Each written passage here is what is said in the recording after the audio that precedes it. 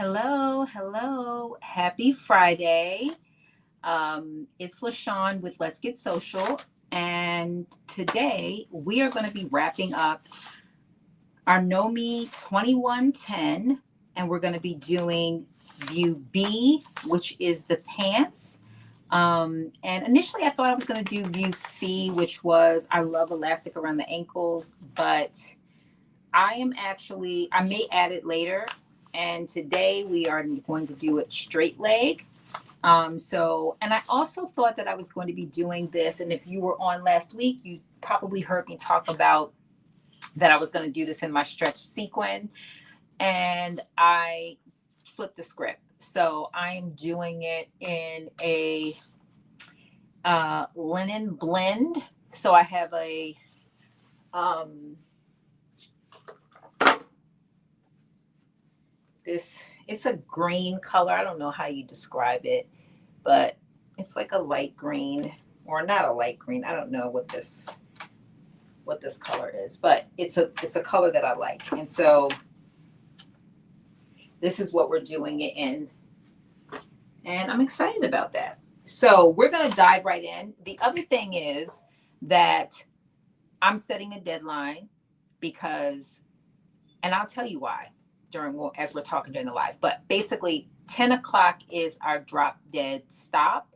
I'm hoping that we'll be done before that, but 10 o'clock, that's our drop dead. So we got 2 hours and 45 minutes to make this happen. Here is our pattern. If you are wondering what we're doing, this is the pattern that we're doing. So yeah, let's dive right into it. So last week we made the shirt. I've not sewn these pants ahead of time, so we are doing this together. But the pants and the pattern says that this is a easy sew. And I took, the reason why I was a little bit late is that I did serge all of the fabric, and it literally took me 20 minutes, less than, to serge all of the fabric for the pants. So that was quick. That was pretty quick. All right. So with that, let us dive into it. We are doing view B. Again, those difference between view A and view B is that view B and view C. View C has the elastic around the ankles. We're doing view B without. So the first thing I'm going to do is grab, it says with right sides together. We are going to, and raw edges even, we're going to pin the side front and pocket, which is number 8, to the front, which is number 7. I also like the way that the pockets are made on this. It's probably one of my favorite ways to add pockets. So it's basically you have the pants and then the pocket. There's a pocket piece that is underneath the front pant. And I actually like that way. So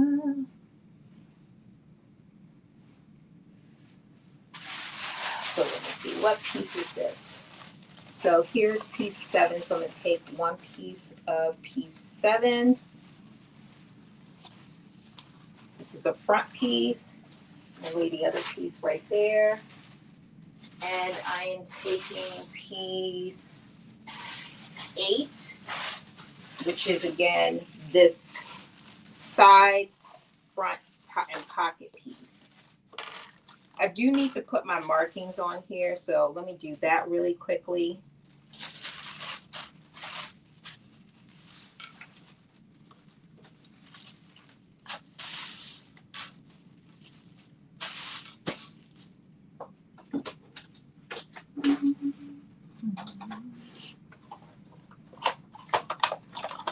So this past week, I did a thing. Have you ever decided, and I know you have, but have you ever decided the last minute to literally just do something, and literally just make a whole complete change of plans?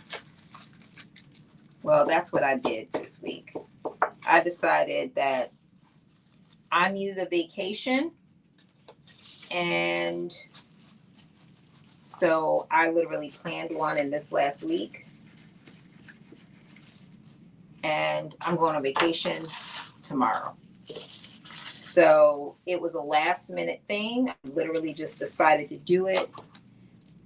And sometimes you just need to get away. And this was one of those moments where I was just like, you know what? I got a busy end of the year. I am going to just go on vacation real quick. So that's what I'm doing. So that's one of the main reasons why we got to abruptly end, because guess what? I have to finish packing and all the things.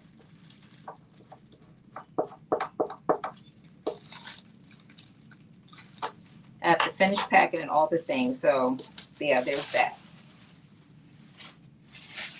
All right, now let me just do this piece.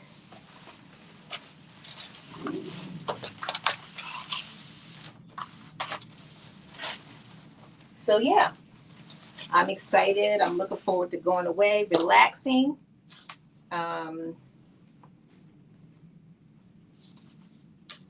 For a nice week.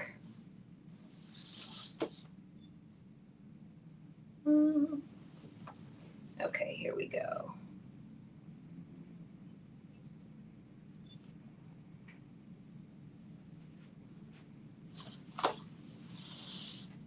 See, I should have marked this right when I put it together, and I didn't. I just clipped everything together.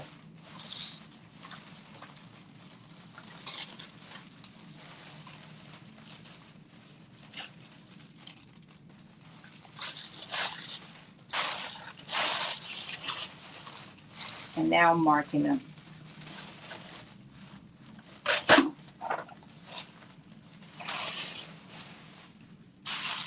Main thing is because I want to make sure that I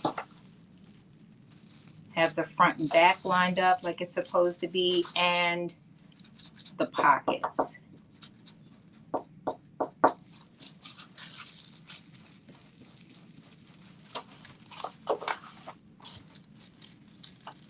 I was talking to Tydri, and she said she has made this top like a lot of times, and the top to this is so cute.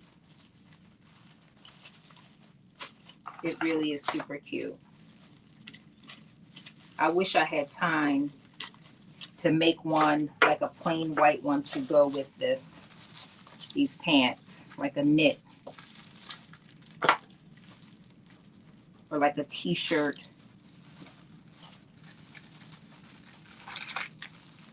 Fabric, but I don't.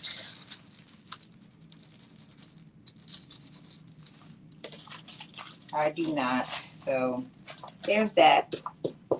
Also, I don't know. I mean, I don't feel like I've gained that much weight, but the measurements on here, I am a size 18. So that's what I cut. It's one of those trust the process moments, and that is what I'm doing. Hey, Aisha, how are you?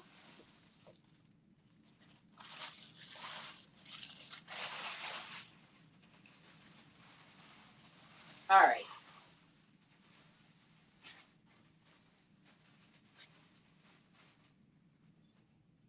Let's see. You had to extend the top though. Yeah, you know what? That's the one thing I like about it. I'm like, I love that you can extend the top if you want. Okay. So I'm glad you said it's easy, because I set a goal. We're gonna be done at 10 o'clock. We gotta be done at 10 o'clock, in fact. So there's that. We have got to be done. Okay, let's see. Okay, so this is lining up. Here we go.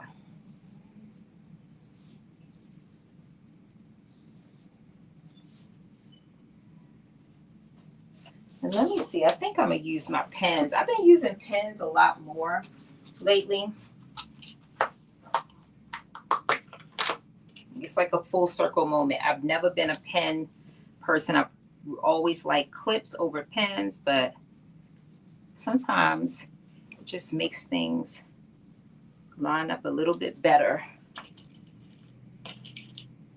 more precise. So Aisha, you sewing anything? What you up to?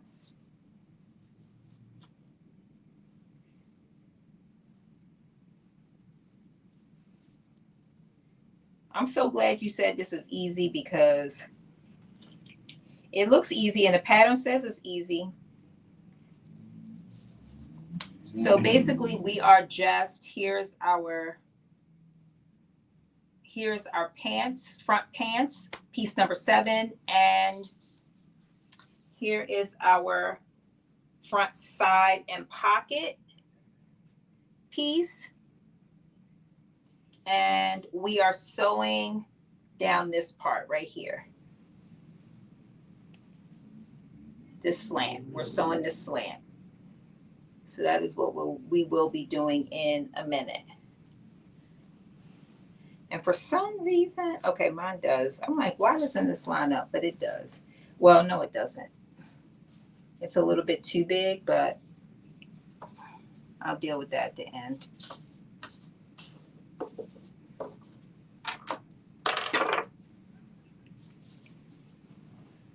You should definitely get it done by 10 or before, but I know you like to take your time.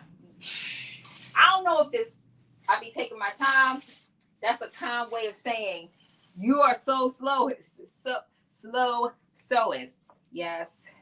But I'm trying to go. I'm trying, Aisha. I am definitely trying. I am trying. So,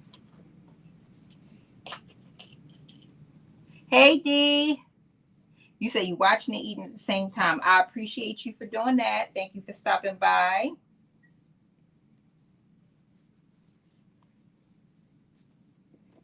So yeah, we are just attaching our front side pocket to our front pant leg.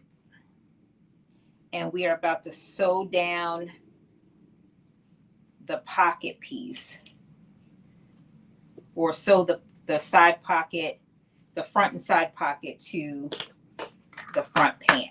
That's what we are about to do. We have gotten them both on. And now we're about to sew them. Oh, you know what? The other thing is, well, it's going to be right side facing. Anyway, so, okay. And we are doing 5/8 of an inch seam allowance is what we are doing.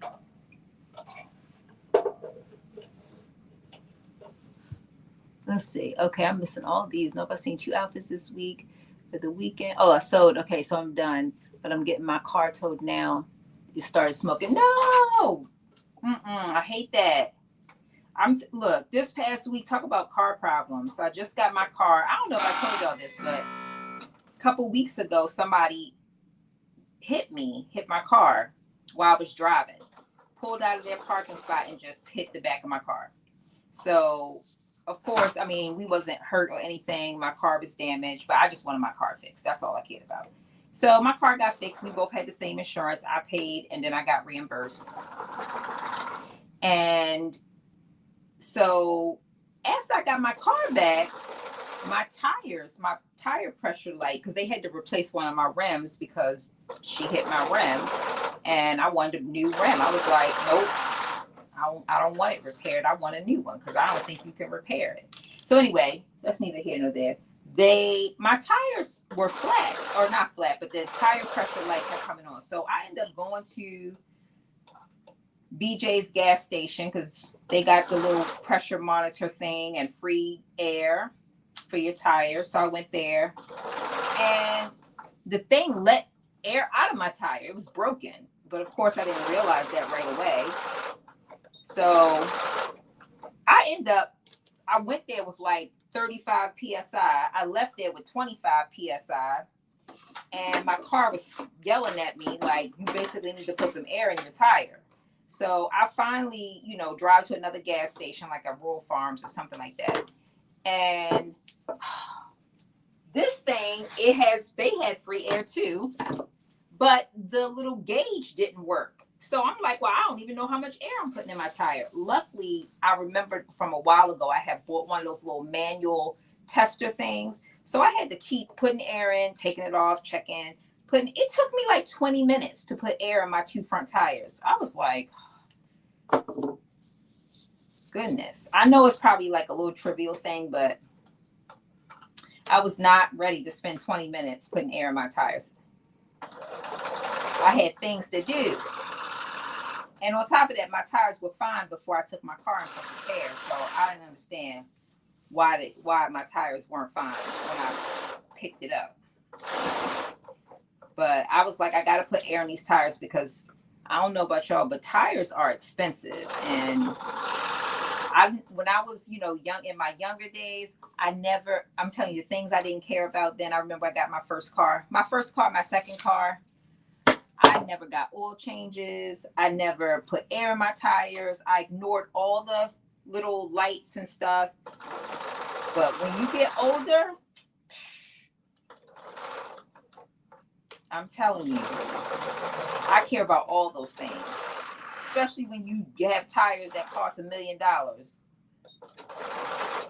I'm like, I'm like, let me put the air in these tires, because the last thing I want to do is replace these tires a day before I need to. You talking about driving on them till the wheels fall off? That is exactly what I want to do. Exactly. Let me see. Hey, no, you know what? I did not cut it again. It's just shriveled up because I just wet it today. I washed it earlier, like a couple hours ago. So it's still, it's got a little, the shrinkage, but it's still, it's up there. And the more I wet it, because I've been wearing it straight, it'll curl up, but it also will grow. So this is like a couple of hours old. By the time tomorrow comes, it'll be bigger. Okay. So now we are going to understitch.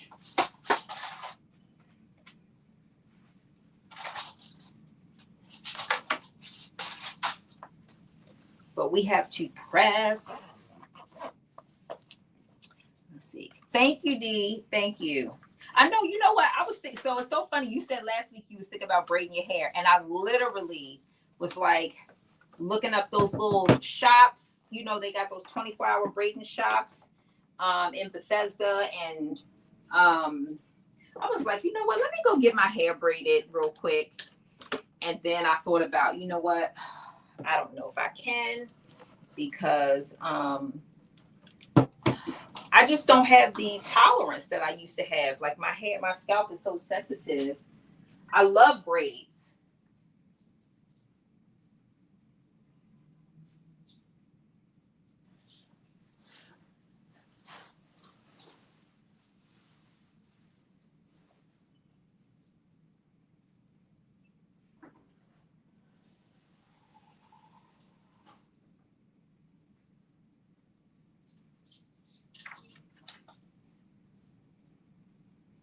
Yeah, I love braids, and I was so close to getting some, but I was like, I don't want to get it. I don't want to spend all that money only to take it right out. The last time I had braids was right when the pandemic first started, and I put it in myself, and I was like, I don't have the patience to do my own hair right now. I just don't have the patience, and I was like, I don't want to spend a couple $100 only to take it right out. So I was like, well, let me just wear it curly. So that's exactly what I'm going to do. I got some like little clips. So I'm going to clip it up and have little curly pieces. I'm going to do a style in different ways. I know that's right. Look, Aisha, I'm gonna tell you something. All my cars, well, since I've had kids, all my cars, including my last car before I got the car that I have now, I have passed down to my children. Every single one of my cars I have passed down to my kids so that they can drive. And I drive them until I pay them off and I drive them and then I give it to my kids. And I only give it to them. I mean, I gave it to them like when they turned 16 back, earlier. But since they're all adults now, I'm only passing it down to them when they're like, I can't get a car. I need a car or something like that. But I'm with you on that. Like these car payments, this car insurance, it's a whole. You need like a part-time job just for that. I don't know how young people do it. I'm telling you. You need a whole separate job just to pay the car payment and the car insurance. It's ridiculous. Anyway, don't get me on my soapbox. I'm trying to keep braiding my hair as long as I can. Oh, you want your hair to get down to your back? Well, braids is the way. Braids is the way. That is definitely the way to get there. Definitely, that's the way. Yeah, D is going from super short to like shoulder length. She wants some hang time. Hang time. Hi, Helen. Happy Friday.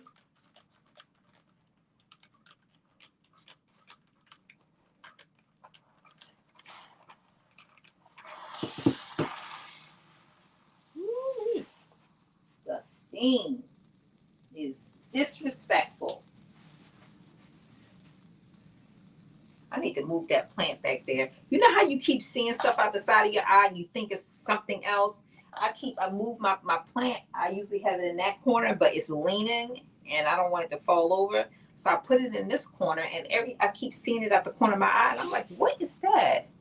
But that thing gonna have to move because I don't want to be startled every time I look out the side of my eye. All right, so I'm just pressing this and then I am going to understitch. So I can't wait for my hair to grow out. Yeah, that's right, Aisha. You got your sister locks in and they look so cute.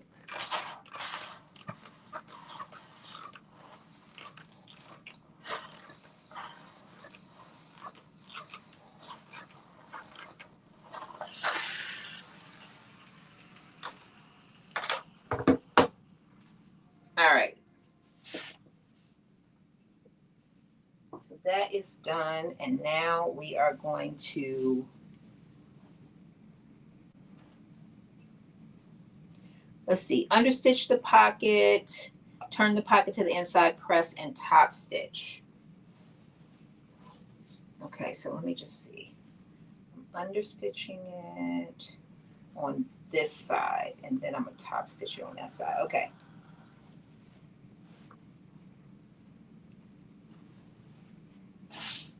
So I am understitching it first, and this is where the edge foot really helps. And the understitching goes on the inside of the side pocket piece.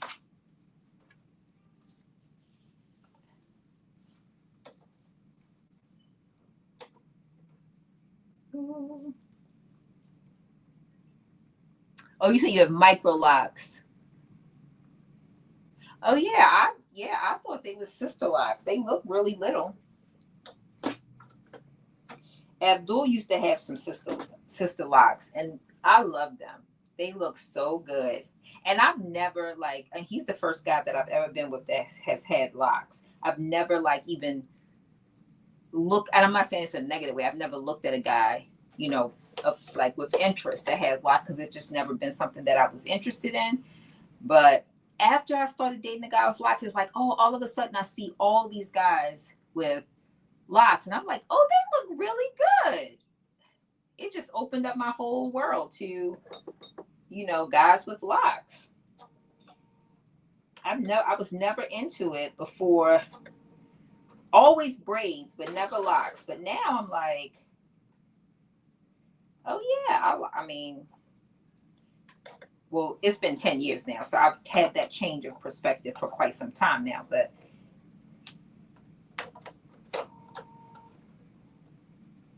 I really like them.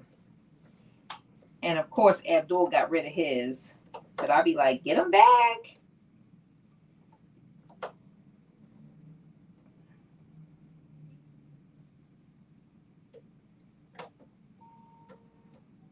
I was like, get them back, grow it back out. And I keep telling them, I'm like, you could get fake ones and nobody knows.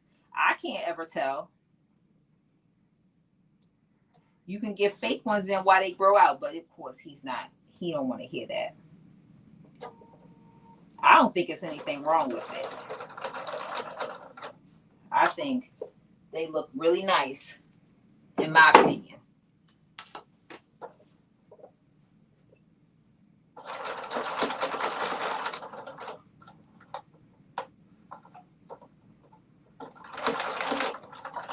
What is happening?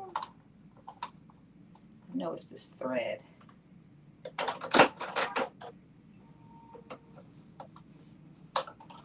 Come on.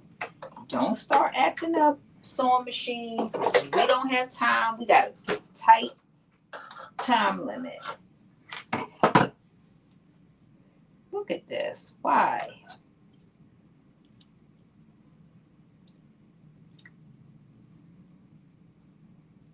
Oh, you know what I just realized? I need to change my damn thread. I'm sewing with this damn black thread. I need to change my thread. So that, I guess everything happens for a reason, because definitely need to change this thread.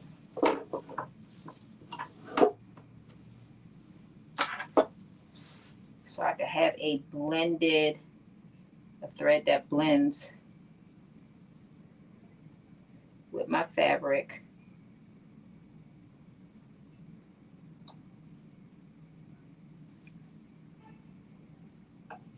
He did. I'll show you a picture. He looks so nice. And he used to get them done and kept them so neat, which I love. He would go to the shop and get them done and have them in all kind of, they would do them in all kind of styles. And he would look so nice. I'm telling you. He would look so nice. I loved them. I really loved them. I was like, okay. That's what I'm talking about. They definitely look so good. All right, I'm gonna pull this out. I like this color. This is not 100%, but it's better than black.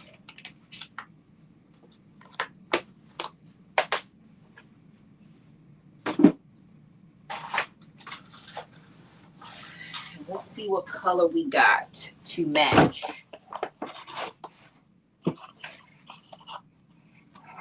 Well, it looks like we got exactly the color.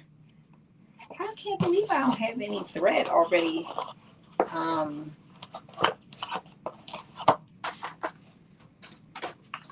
For those that are just joining, we are doing Know Me 2110, and we're doing these pants in a olive color. I was trying to think about what color this is. So the olive color linen fabric.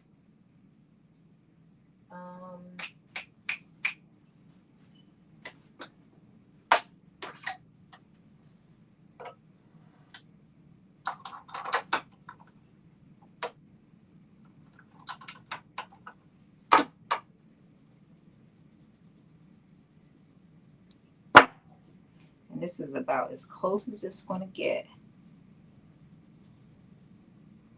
Oh, I must have dropped this because I don't have time to be rewinding this.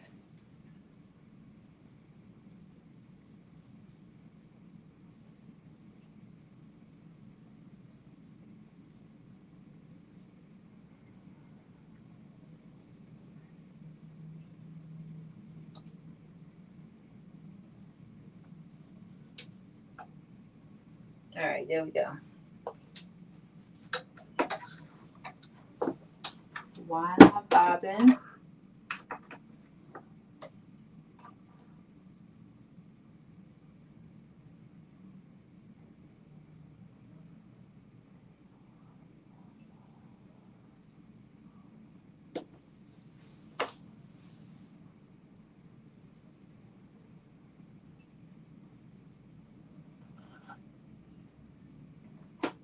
Now the only hard part, as y'all know, is if I have to seam rip any of this, it's going to be so hard to do because this thing matches so closely.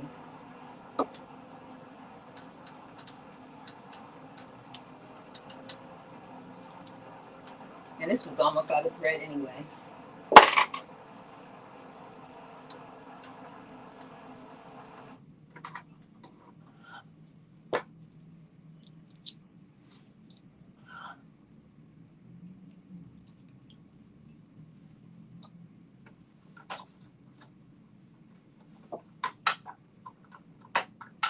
All right.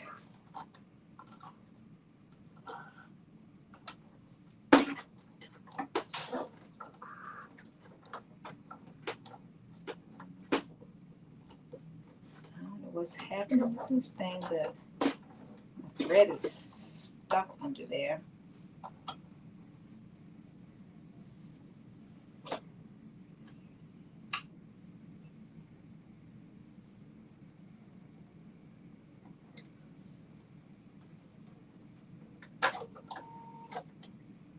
All right, I think we are done. I'm gonna do a scrap fabric just to make sure this is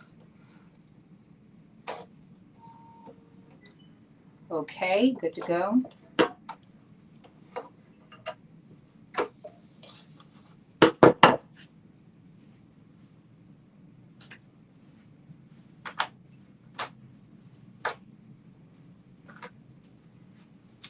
All right, I got a piece of scrap fabric right here.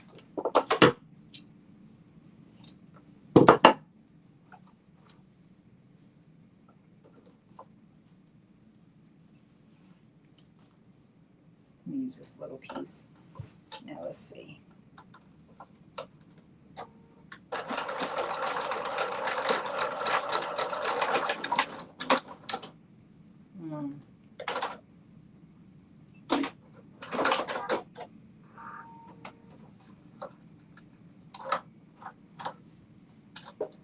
I knew something's getting stuck under there, and I'm not sure why.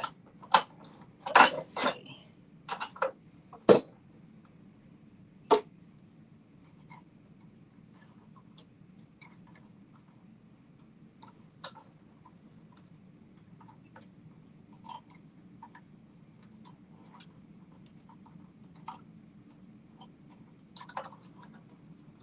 All right, I got some thread stuck in here.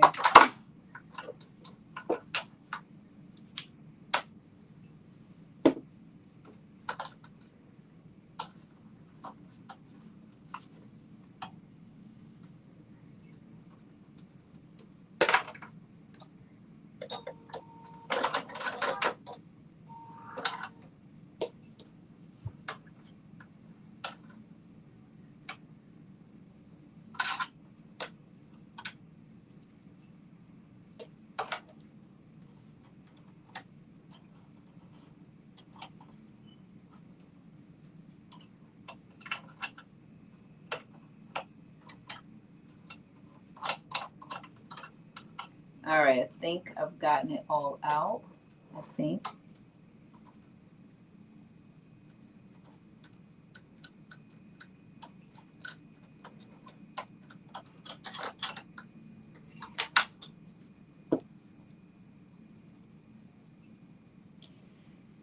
Oh, this is the one thing you don't want is. All right, let's see.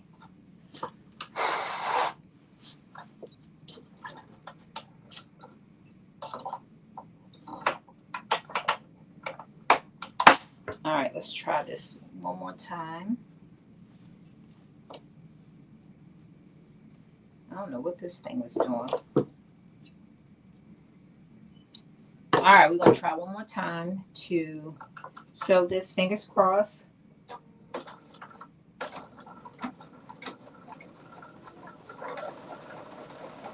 Yay, backwards. All right, there we go.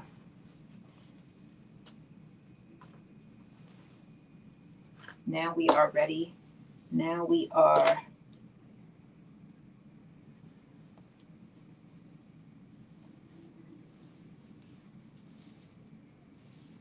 all right. So now I'm doing my understitch and then I will be doing my top stitch.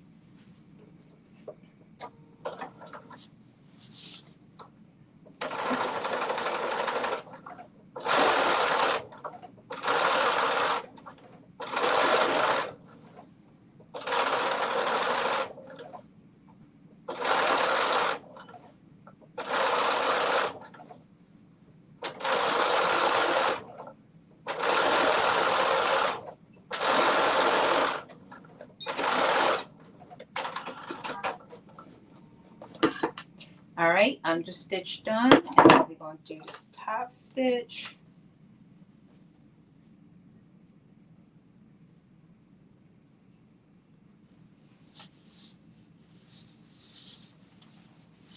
And this top stitch is done on the pants side, which doesn't really make a whole lot of sense, but oh yes it does. I guess it does.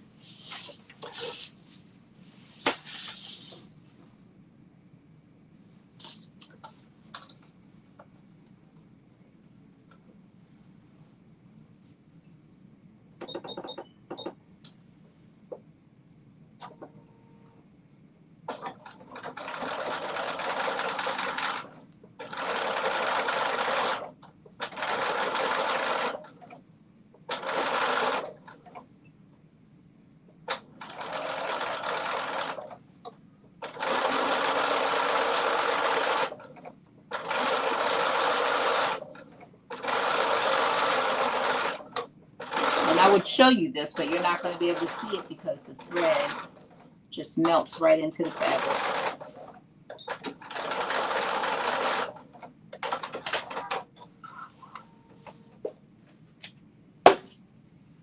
All right, one down, one to go.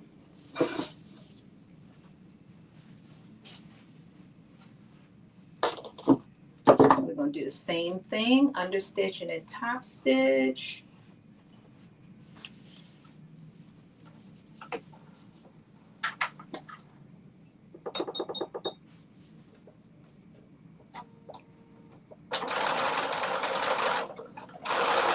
Aisha, did you do this? Did you understitch and top stitch and you still was able to get finished quickly?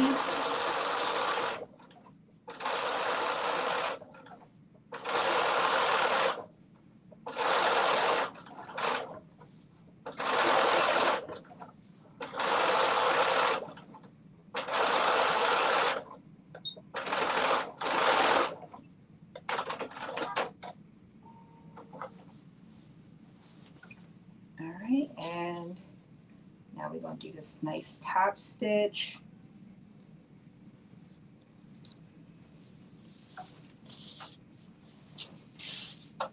It's definitely going to be, it's giving, you know, finished.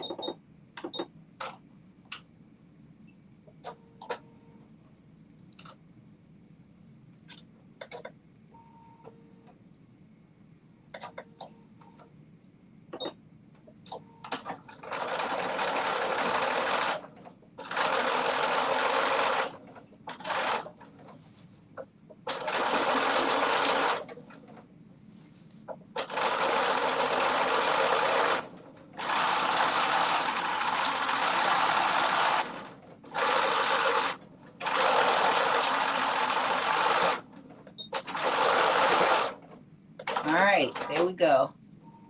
You you said I followed all the rules. Okay, but look, no, that makes me feel good. I know you can't see this, but there is a top stitch there. You just have to trust me. If you could see that. but it is there. Okay, so we have attached piece 7 to piece 8. We've top stitched and understitched it.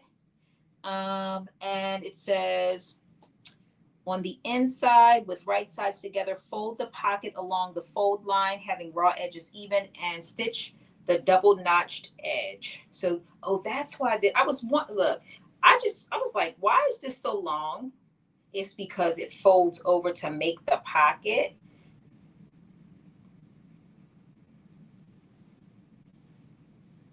It folds over to make the pocket. Okay.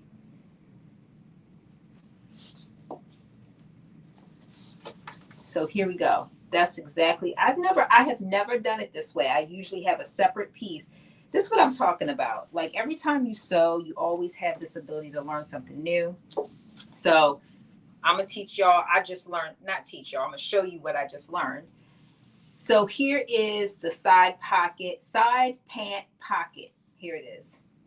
And basically what they're telling us to do is there is a fold line here. You're basically gonna fold it on the fold line.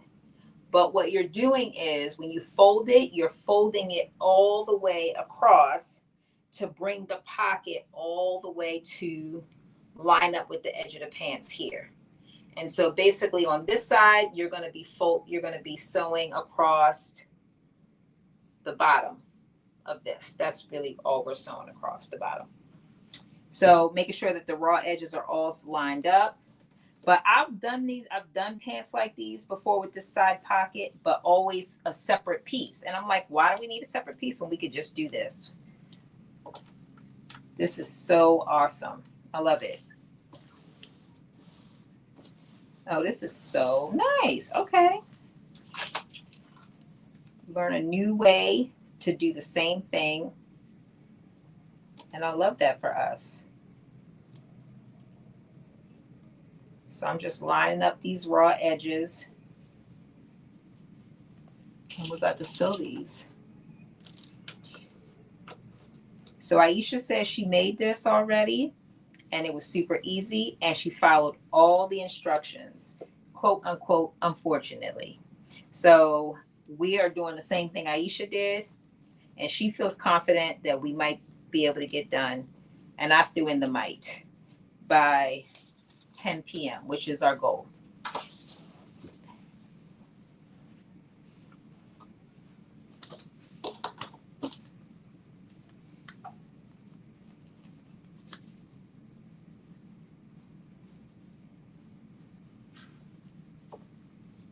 That is our goal. It's like summer just disappeared. It was like a couple weeks ago, it was 90 degrees. And then the last 2 weeks, it's been 70. And I'm like, what's going on?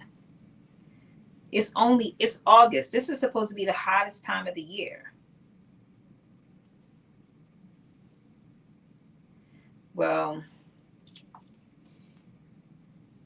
I can't say I'm complaining too much because those lantern fly or whatever, those moths are gone because it's too cold for them, I suppose.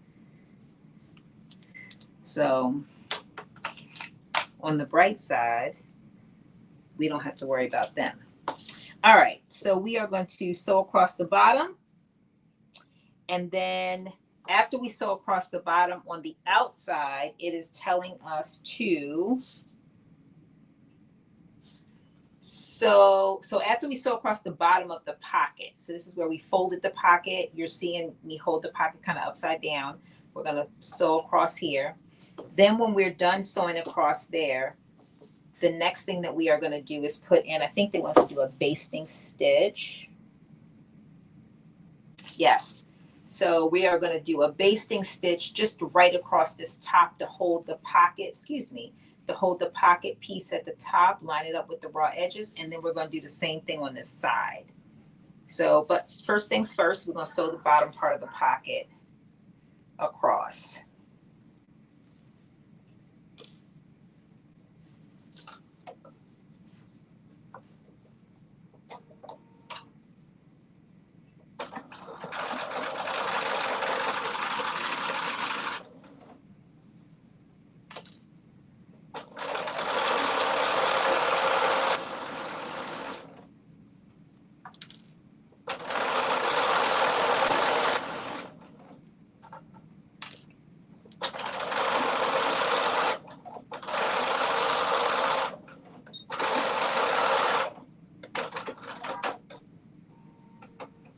So has anybody ever heard of Palm Street? If you have, put something in the chat so I know. Leave me a comment. Have you heard of that platform? It's basically like, oh man. Oh well. I forgot to move my needle back. So one of my pockets is going to be a little bit smaller than the other. Not too much, but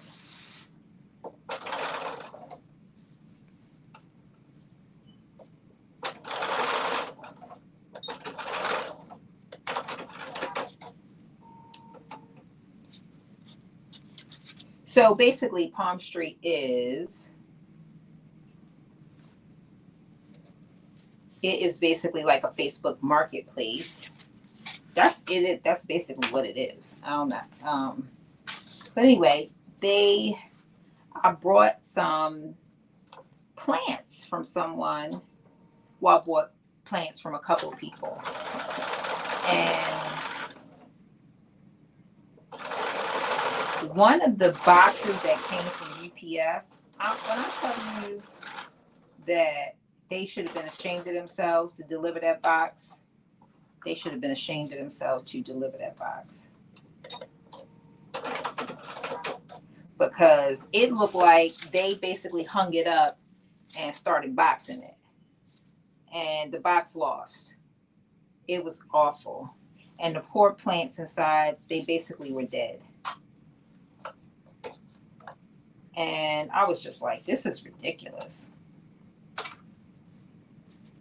But it has nothing to do with the app. The rest of the plants that I got came from different sellers, but they came in great condition.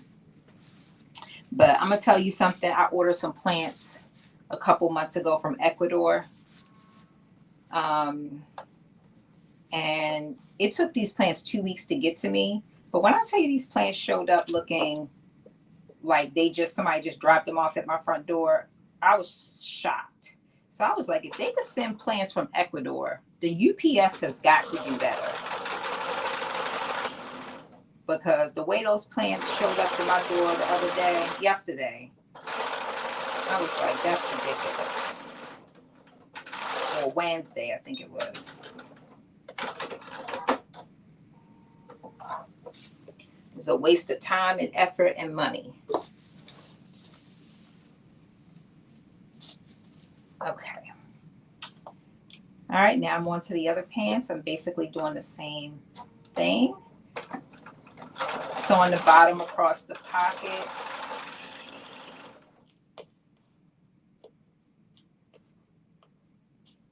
And then I will be sewing this top and the side as well.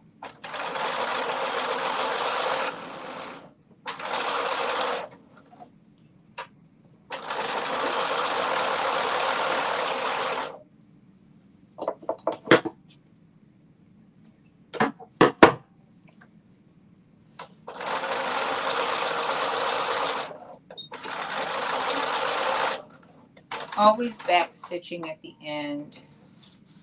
All right.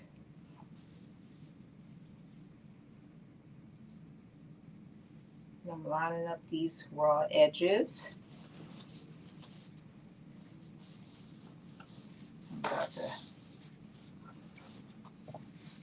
And I'm doing these, I always do any kind of basting stitch that I do it in a seam allowance. Always in a seam allowance. Because guess what I'm not doing? Taking it out. If I take it out, it's because it's required to be taken out.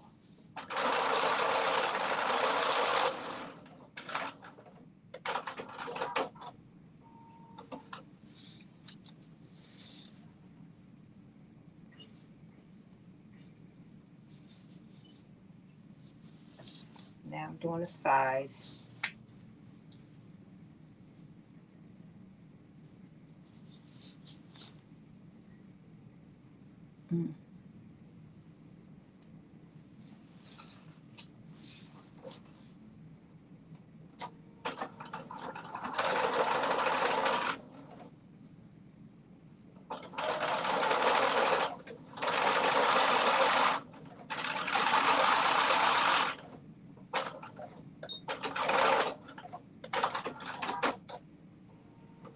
All right.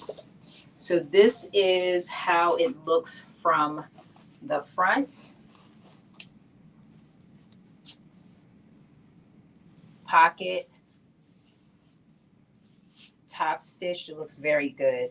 And this is how it looks from the back. Here's the bottom of the pocket. So it looks pretty good. All right, so we have finished that. And now we are on to step 5, which is what we're doing with our back pockets. And I went back and forth about whether I wanted to put these back pockets on. And ultimately, I decided, yes, we're going to put the back pockets on. But that looks so good. So I decided we are going to put the back pockets on. So we're grabbing our piece number 10. So I'm moving piece number 7 and 8 out of the way. This is the plane I'm talking about. Every time I look out the side of my eye, I usually have it in, it's not that far of difference, but it keeps catching my eye. And I'm like, what in the world? All right. Here is our piece number 10. So we got 2 back pockets. And it is telling us to press under 1/4 on the upper edge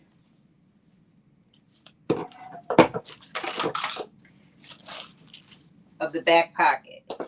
Aisha, are you still there?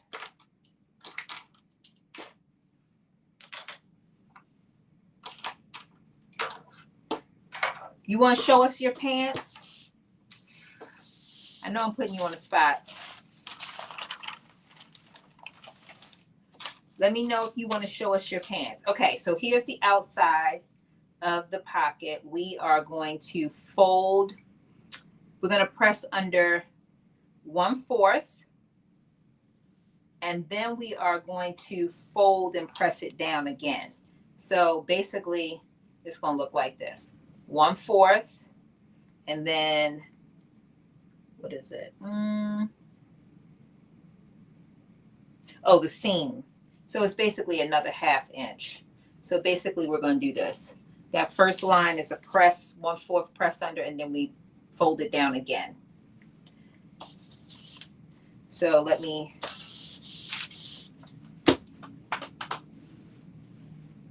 we're going to do that with both pockets. Oh, you say you in the car. Okay, you go off the hook then, since you're in the car. I was going to send you the link so you could hop on and show us your pants.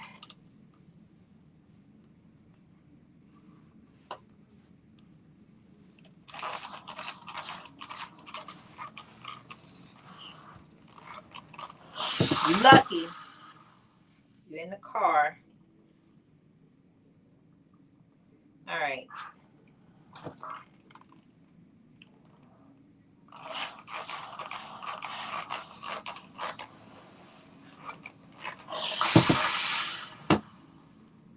So basically that is what we did. And we're about to do the other one, same way. 1/4. Finger pressing it first.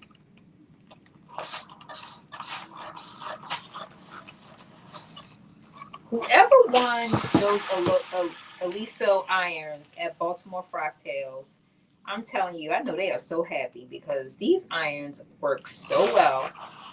I'm telling you, this little mini iron, I haven't even pulled out my big steam iron since I got this thing because I'm telling you, I don't even need it. The steam that comes up out of here is awesome. I done wet my whole sewing table up.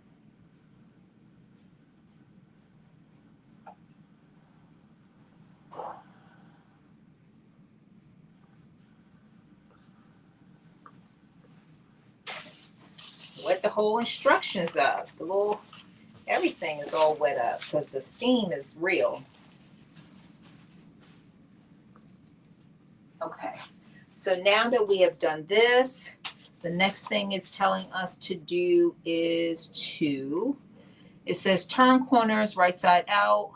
Oh, no, I'm sorry. Scratch that. Skipping ahead.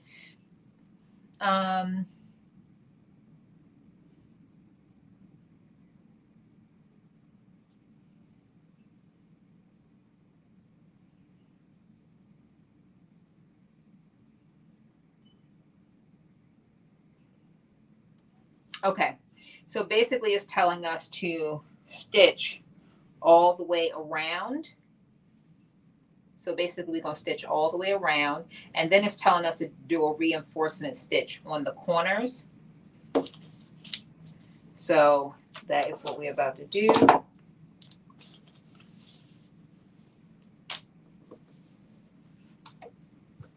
And where is it telling us? Is it saying...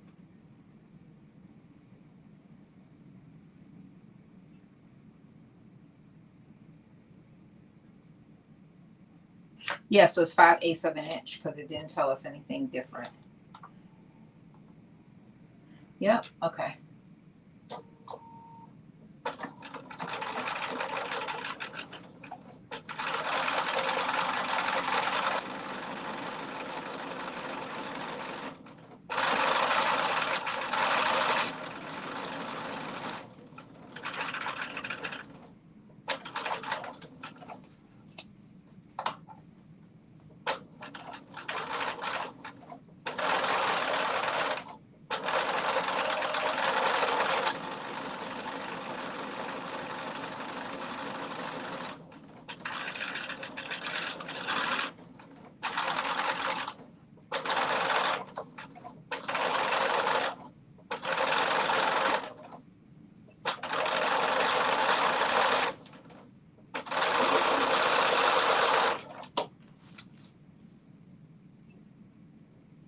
Oh, you sent me a video. Okay. I'm going to show. Can I show it?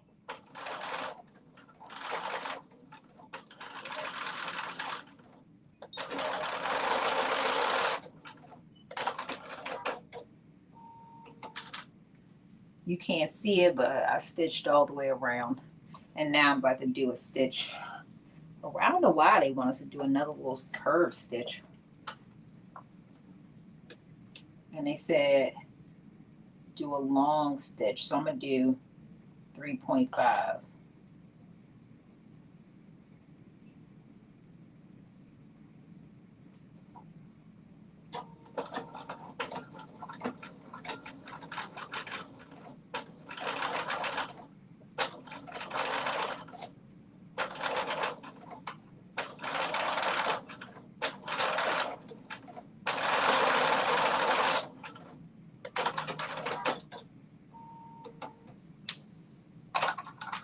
Now I'm doing this one.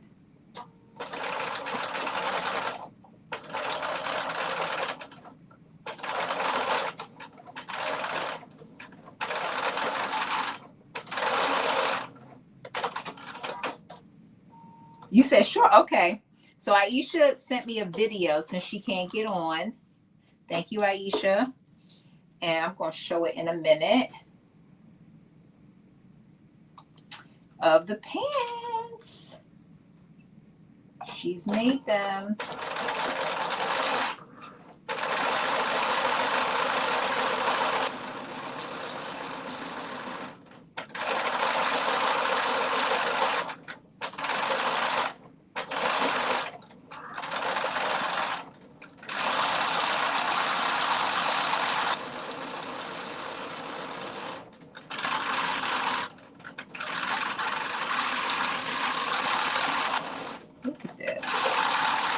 I'm getting good at sewing. I'm going around the curves without stopping.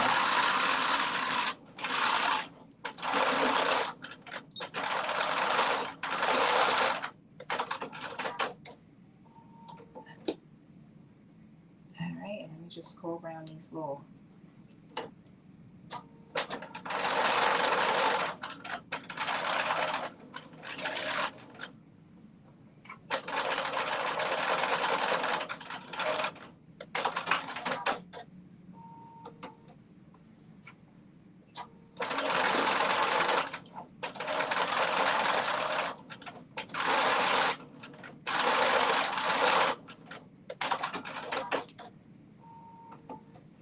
I did my little extra stitch in the corners, and we get a little video break. Okay, all right. Oh, you did straight leg too. Okay. So, can y'all see that? Those are the pants. Look at Aisha, looking so cute. She done made the whole outfit. See, I need to make me the top now. Love it. So these are the pants that we are making, and this is so cute. Look at you. Looking so cute. I should have used that as my little thumbnail picture. All right. And now it's saying turn corners right side out, turning facing to the wrong side. So this right here is our little facing, the one we folded in. So we're going to turn it right side out. They do tell you to trim. I'm not trimming because I already serged these edges, and I'm just going to press it down real good. But I am not trimming. Okay? I'm not going to trim it. I'm just going to press it down. My fabric is not bulky. And once you turn it, then it should be easier for you to press the rest of the pocket. Like basically you're going to turn it all the way around where you stitched. You're going to basically press that in to create like a finished edge all the way around. So that is what we get ready to do. Aisha, wait a minute, let me see. Did you have the pockets on there? Oh, you didn't do the pockets on the butt, the back pockets. I started to leave mine off. It looks cute with or without, but I said, you know what? Let me put these pockets on. But I debated. Like, LaShawn, you know you take all the time anyway. But then I was like, you know what? I do like to put stuff in my pocket. I don't like a breast pocket, but I definitely do like a back pocket. So I was like, you know what? You know you wear your clothes, and you're going to be upset when that don't have a pocket. So anyway, I decided I'm going with the pockets. But yours looks cute without them.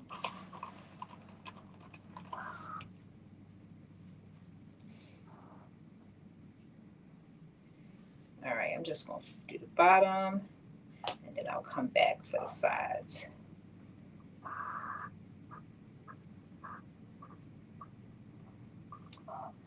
Stitching it around definitely does help it all kind of fold under really neatly. I do need to put some little cuts in there to help it ease it. Trying to get away without doing it, because of course I don't want my fabric to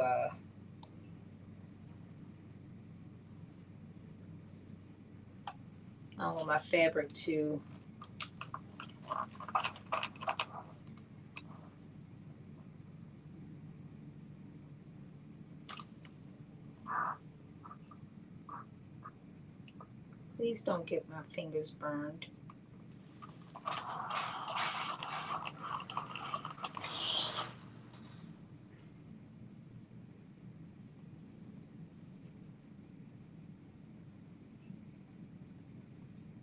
Please don't burn my fingers.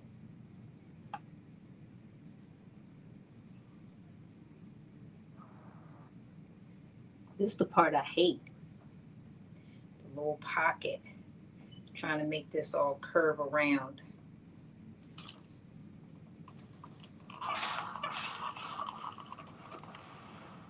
You said, nope, that's not your thing. I get you.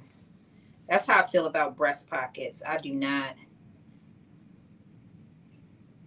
need any. First of all, I'm not going to put anything in it. Especially if I have other pockets, which I most often do.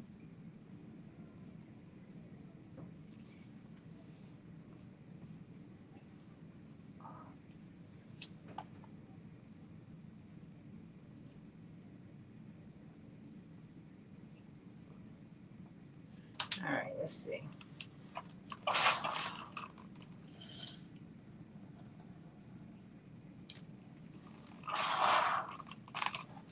All right, I think that's good enough.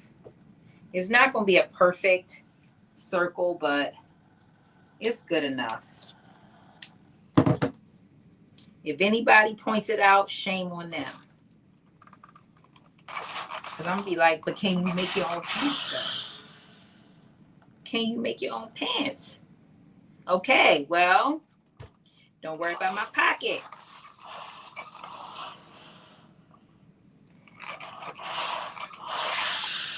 When you tell me you made your pants, then we can talk about the pocket. Until then, exactly, right, exactly. Don't you say, don't come for my pocket. My little crooked circular pocket. Why they had to make these circles? They could have just made it a square and we could have been done. But no, they want to be trying to be fancy and be extra. That one actually looks not too bad. That one looks a little bit better. Okay. All right, so we have pressed our little pockets all the way. Here we go. They look halfway decent. And now we are going to attach them to our back pants piece. Piece number 9. Here we go. There are and should be 2 little dots where you are going to be lining up these corners. And I'm making my markings right now. So I know exactly where to line up my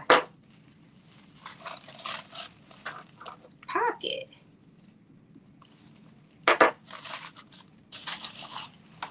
Look at that. And it's lining up perfect. Okay. And I'm just going to pin this on. Make sure. Okay, here we go.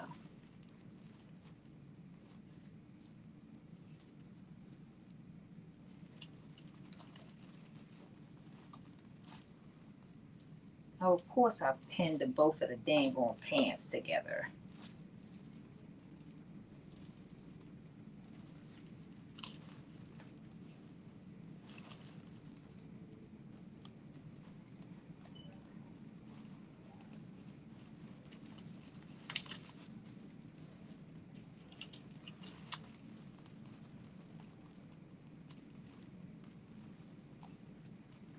All right, I'm just putting my marking on the other side.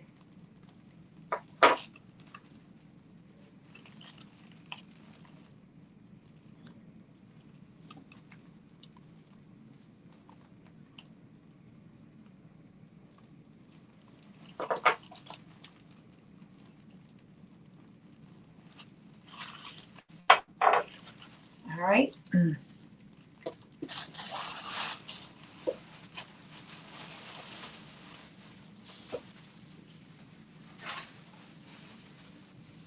Now I'm pin the pocket to the other side.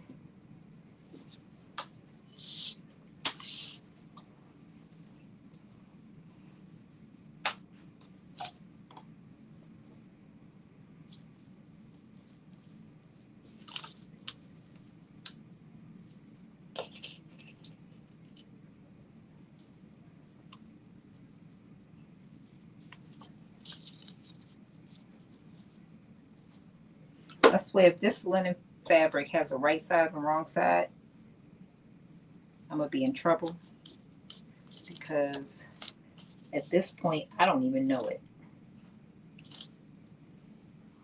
Okay, so what we are doing is, I feel like this is the right side.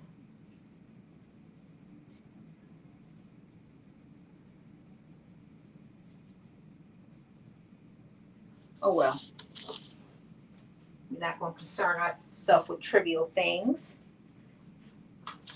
because at this point we dealing with it. So I'm just going to put a couple extra pins in here. And then basically what we're doing is we are going to edge stitch and top stitch. So basically 2 stitches. And the top stitch, I think it's 1/4. Let me see, what is it telling us?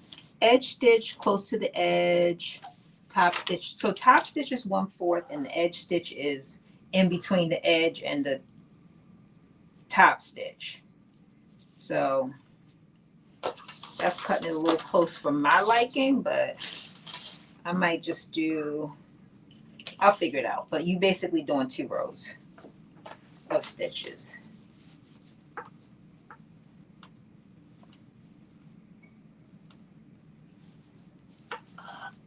All right, I think that's good enough. I don't think it has to be.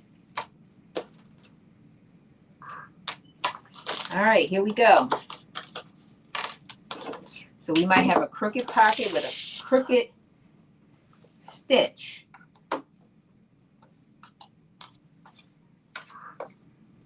But it's going to be our pants. All right, so we're going to do our top stitch first.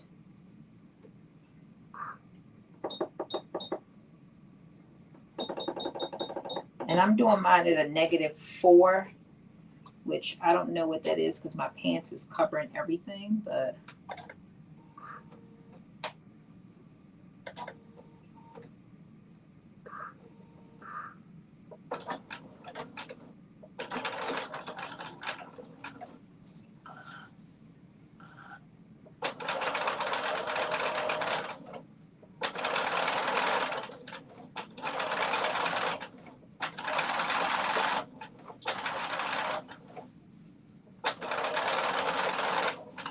all right, here we go, around these stinking corners.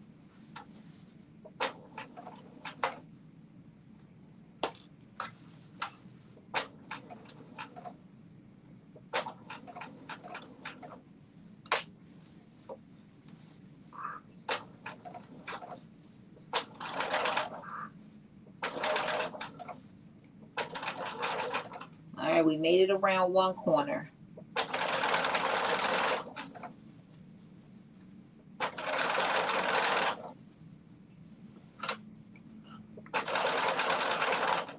Made it around one. Uh-oh, my dang on pin got stuck. All right, there we go. All right, we're about to go around the second corner. Pray for us.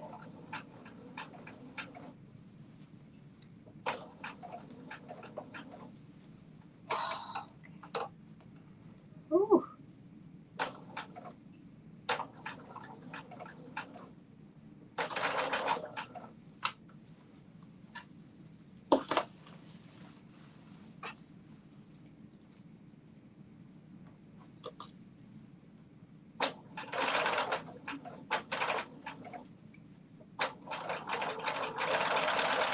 All right, look at that.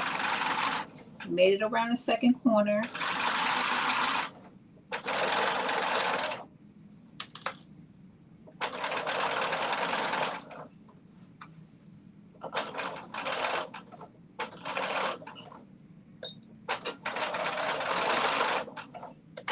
All right. One pocket on. And now we got to go around it one more time. And now I'm doing, oh my goodness. Am I really doing another row?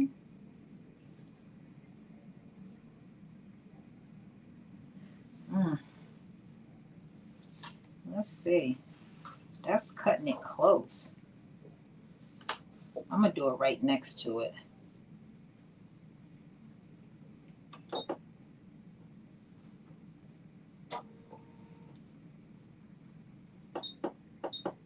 Oh, wow. So that's it.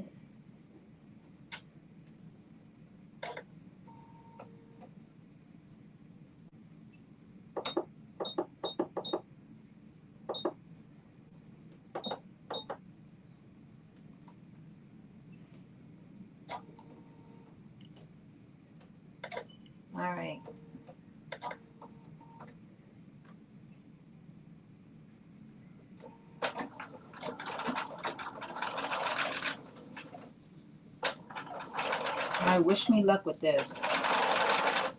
Because I ain't never been good at this kind of stuff. The best thing I got going for me is that you can't see this thread. Because, that's all I'm going to say.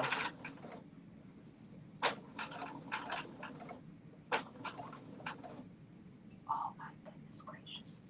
Get over here.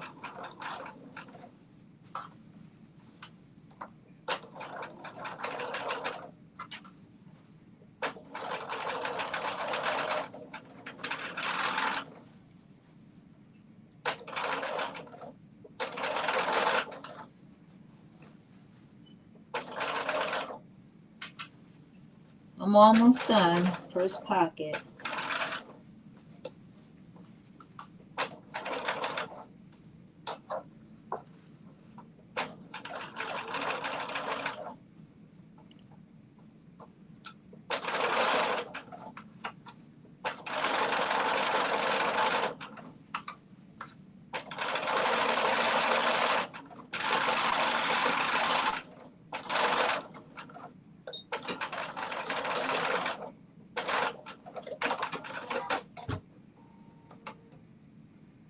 Hey, Shamir.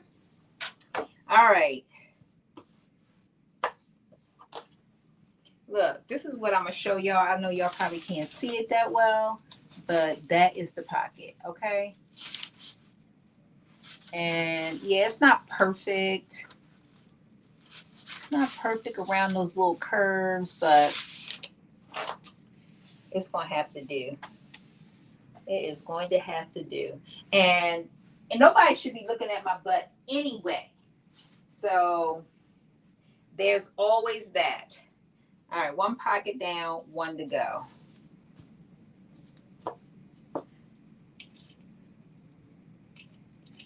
If they point out anything going on with these pockets, I'm telling you right now.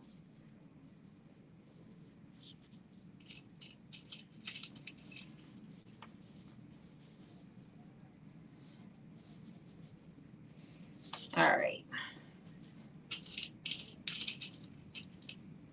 I should have just made these a square. I don't know why I let myself make try to make a little circle curved around the edge. I don't know why I did that to myself. I went from thinking about not putting the pockets on to doing the hardest kind of pocket. Little circle. And this one definitely is going to be. That was my best pocket right there. It's not that bad. This is, put it like this. It's the best that it's going to be. I don't see a world where it would have been better. I mean, coming from me. Somebody would have gotten it perfect. They have a perfect circle pocket. But that is not me. Okay. So, and you know what? I just realized I forgot to do the stitch across the top of the pocket, but that is okay as well. Because we're not taking the pocket off. That's what we're not going to do. These are custom pants. They do not have the line across the pocket because they are custom.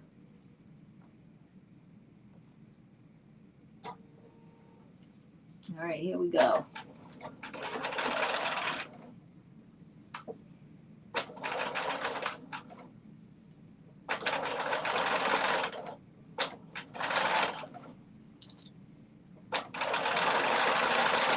Let me see, what time is it? Okay. We are doing really good, I think. I think we're making out.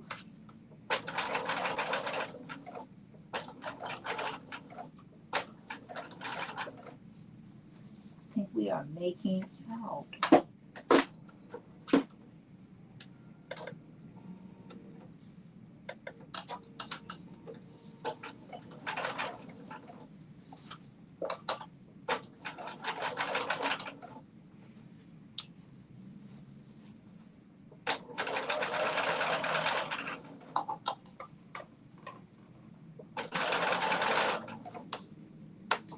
What I know is that I'm gonna have 2 back pockets for storage purposes.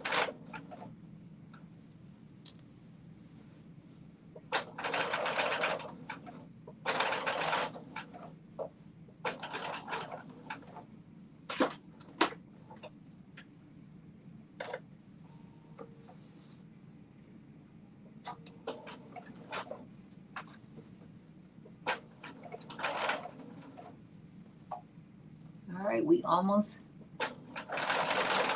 done. We've made it around the second curve as well.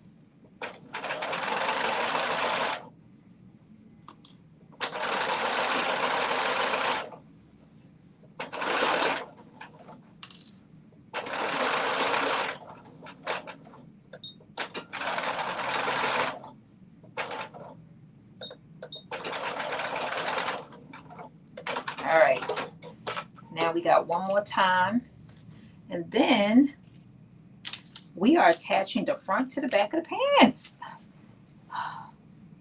Talk about, that feels like we're getting close. All right, here we go, our second row.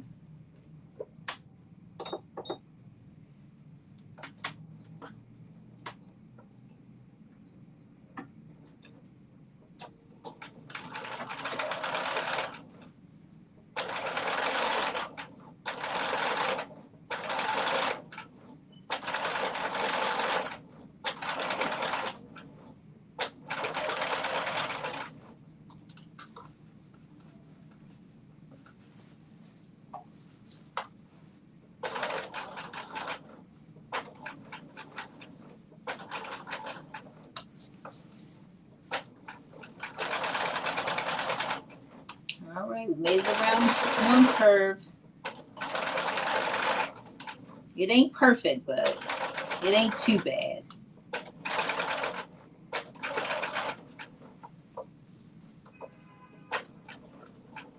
Like I said, the best thing I got going for me is that you cannot see this thread. That is going to be... Woo.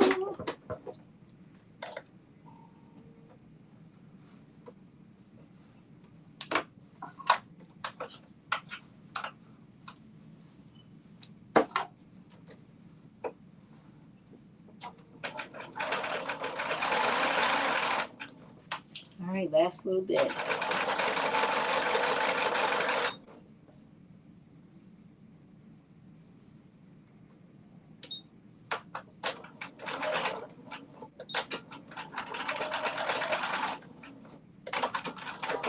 All right, pockets are on, and they have a, they're not perfect, but you can see they're not perfect, but they will hold something, and nothing is falling out.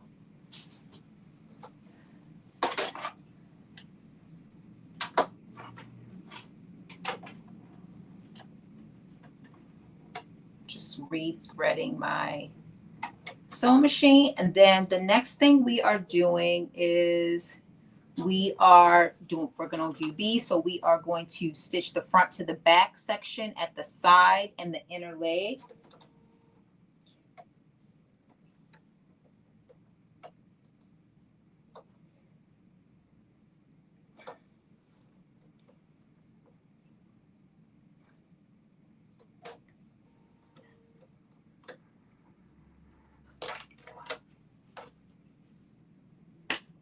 Okay, so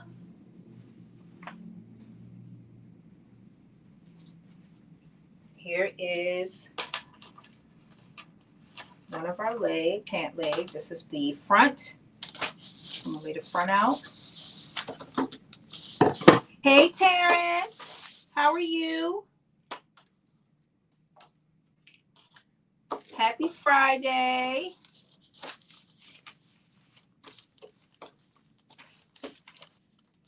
Thank you for stopping by.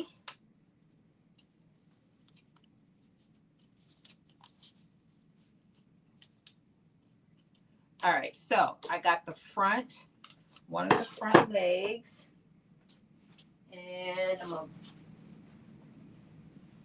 to make sure. I'm going to do the back. And it's right sides facing. So I got front, back, they're right sides facing, and we are going to be stitching down this side. This is always the other part you worry about. Is the front and the back going to match up? I mean, you know, pants going to match up. And then we're going to stitch from the crotch area down. So we're not doing the little curve, but we're doing everything below the curve. So I'm going to start by pinning this.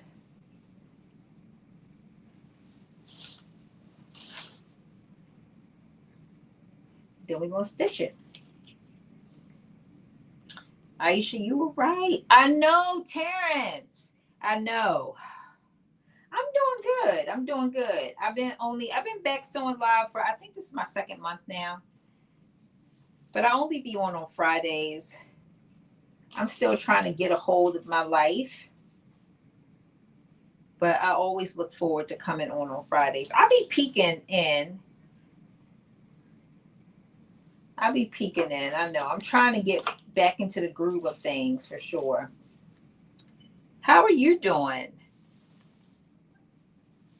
Do I still look the same, Terrence? I'm just kidding. It has been a long time. It has been a long time. A long time for us anyway.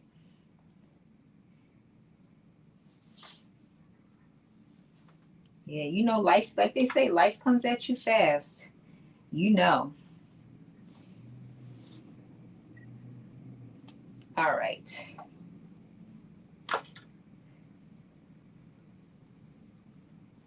So I am pinning this and so I always get excited when my pants line up because y'all know there have been times where they don't line up. Thank you. Thank you, Terrence.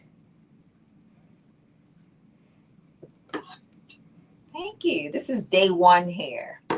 Wait till it gets big. People ask me all the time, is that your real hair color?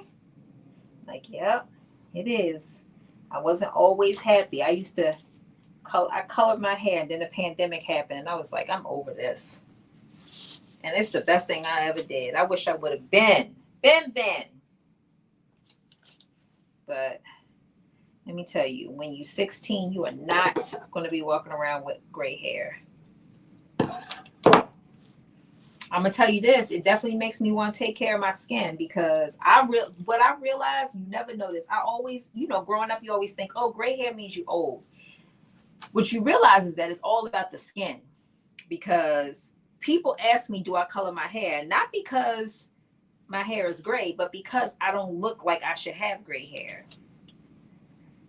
And that's all about the skin. Drink your water, hydrate your skin. Terrence, I know you know all about that because you be on it.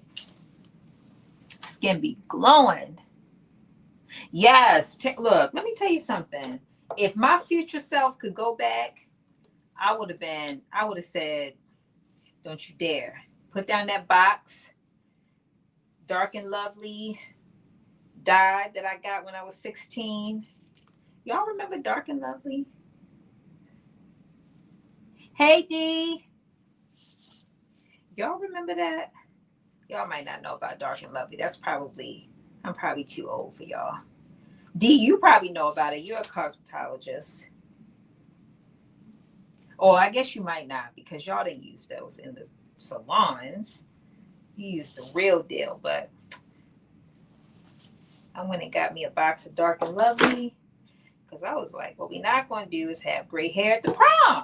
What we're not going to do is have gray hair going to the football game. We're not having gray hair anywhere, any day. Nobody knew because I bought boxes at a time.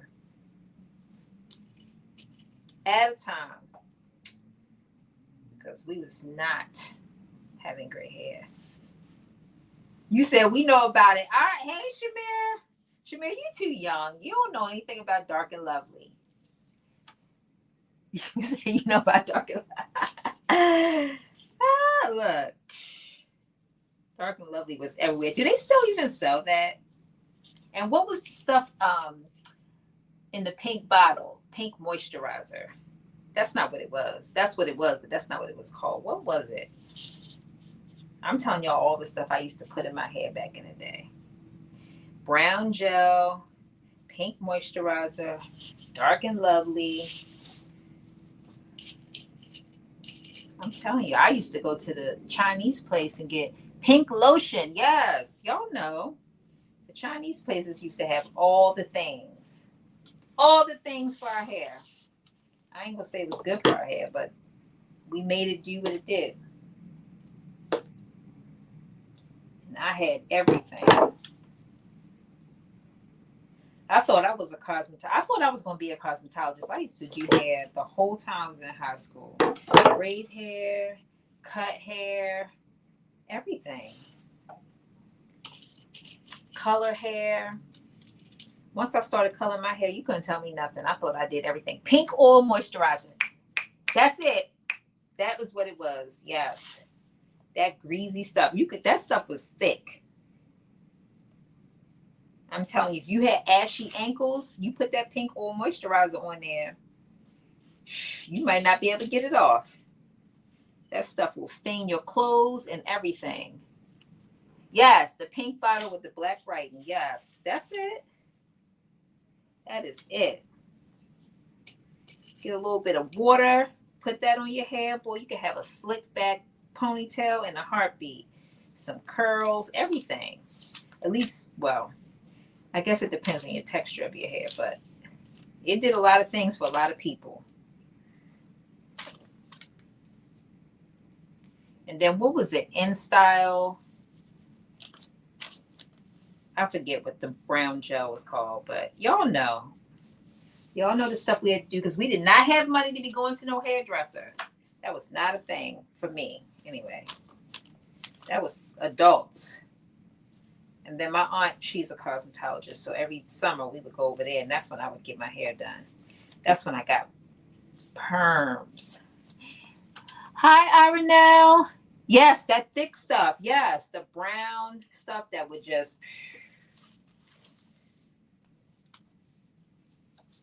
You know.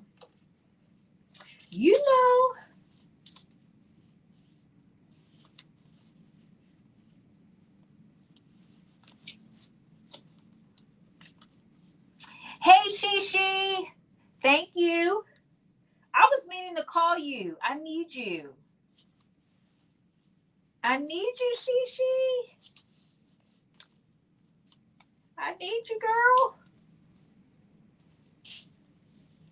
So this side is not lining up as well as the other side, but it's okay.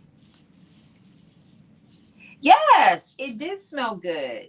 Well, if you got the good kind, it did smell good. There was some, there was some that didn't smell as good, but that's when I remember you could get a big giant bottle of that brown gel for like $2.99. Remember, you could get all your hair supplies for like $20, everything you need, including the brush. For like $20. All right, I don't know why this is not lining up, but we have tried twice to get it to line up and it's not, so we're gonna have to make a little snip. All right.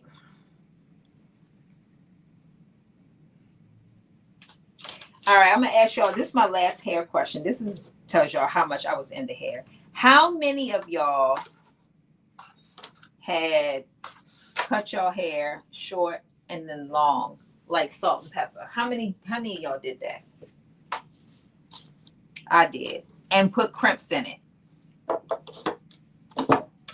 Remember back in the day before you had the crimps, you had to turn it one way, turn it the other way? I'm probably too old for all y'all. Y'all probably don't know nothing about that. That was the good old days when life was simple. When the hardest thing was how you gonna sleep so you don't mess your crimps up.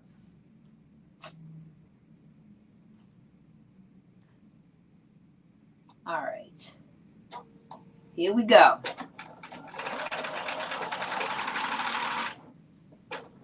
What time is it? Oh yeah, we're gonna definitely be done.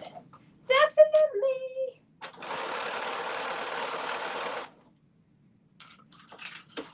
But let me stop talking and start sewing. Asymmetric. Look, D, you got all the right language. Look at that. Yes. That was, look, if you came to school with that hairstyle, it was like you was grown.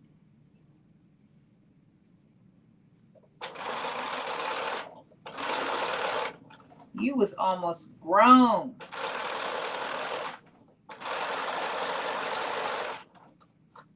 Then my neighbor that lived across the street from me, we went to a trade school and she was going for cosmetology. So she had a whole salon in her basement. Yes, back then. She had a whole salon in her basement. And she was years ahead of me. So I would go over there, get my hair done, all kinds of up styles. The pictures, I'm telling you.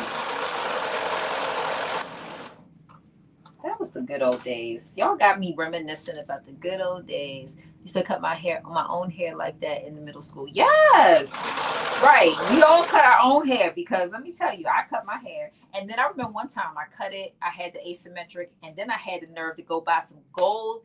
Y'all remember they used to sell the hairspray, like the glitter and the gold spray and the blue, the metallic, and you would spray your hair.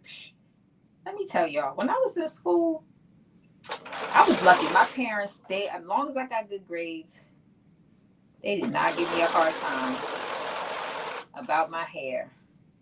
Cause I think I wouldn't have made it if I didn't have the freedom to cut my hair and color my hair and all the things that I did. I wouldn't have made it.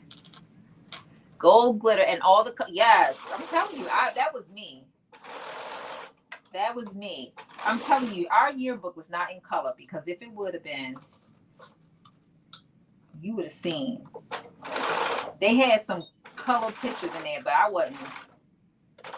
That was when I was in middle school, not high school. Everything I'm telling you was in middle school. Most of this stuff, anyway, as I think about it.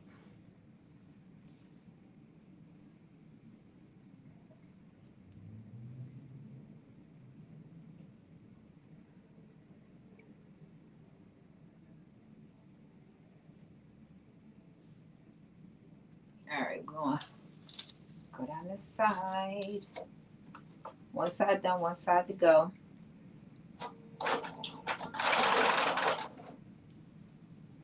You said you would charge $20 to do hair in my parents' basement. Yes, that was me. That was me. That was me. That's why I thought I was going to school for hair. I just knew I was. I would do so many people's hair, grown people's hair in my neighborhood. Because I was so good. Perms, everything, okay? I shouldn't probably be saying that was probably illegal because I was not. I was a child. But I got paid. I got my little money. And I was proud. My little finger waves and all the things I was doing.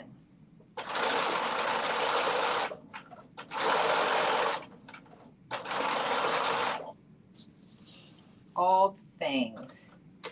Like I said, those were the good old days. Yes, rods. Oh my goodness. Yes.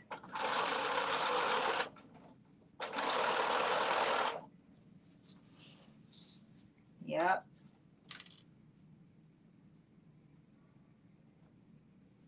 I remember sometimes somebody would come and ask me for a style I never did before. I'd be praying, like, Lord, please let this turn out. Yes. Yes, I had my shirt on. I was hoping it was going to get on. I was talking about you earlier, how you told me you made this, the shirt to these pants a whole bunch of times.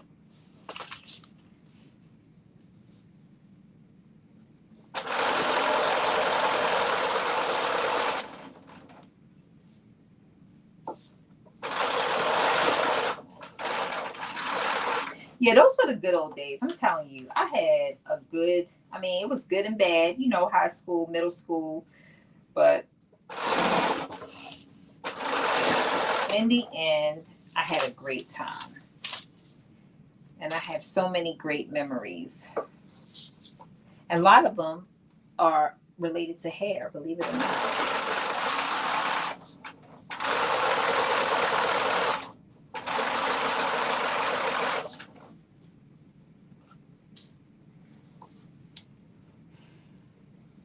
You say you've been trying to get a shelf bra.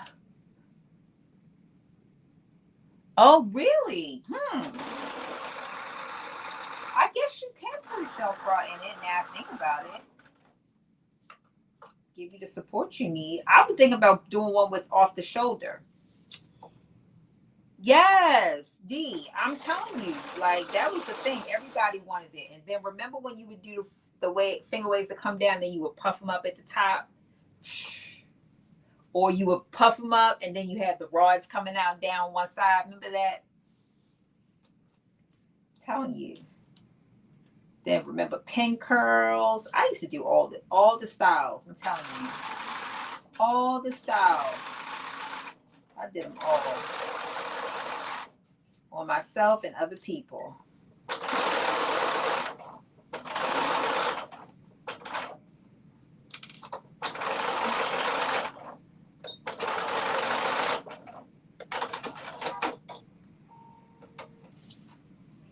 All right, one side done.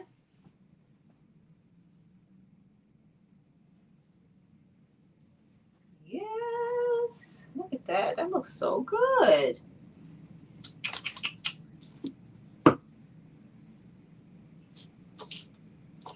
All right, now we're going to do the other side. Same thing, just line it up. Right side facing. Yes, I'm telling you, I was an in-home unlicensed cosmetologist when I was in middle school and high school. I'm telling you, that's when I started getting addicted to money. I was like, oh, that's when I would save up my money and I would go downtown and I would buy me like, y'all remember used jeans? Did y'all have those? And stonewash jeans. I remember I had this stonewash skirt. I used to wear that thing so much. That's when jean and denim used to cost a lot of money. Steve, I know you did. I know you did. And he still does. We've been friends for over 30 years. Yes. Those were the good days. Now it's a different world. Like if somebody did your hair, that person became your friend for real, for real. That is the truth.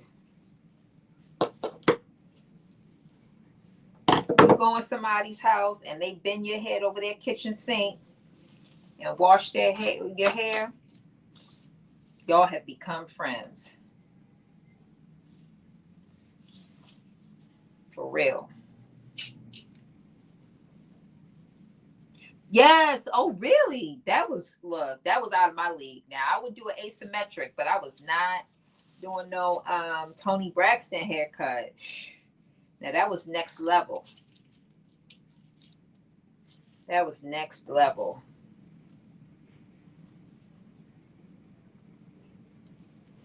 For sure. I did everything, but I wasn't shaving nobody's hair. I wasn't doing no tapers. But braids, any kind of curl, pin curl, up style. I was doing it all. As I think back to it, if weaves would have been out then, like wigs, like they are now, I would have probably been doing those too. Cleaning up, getting paid.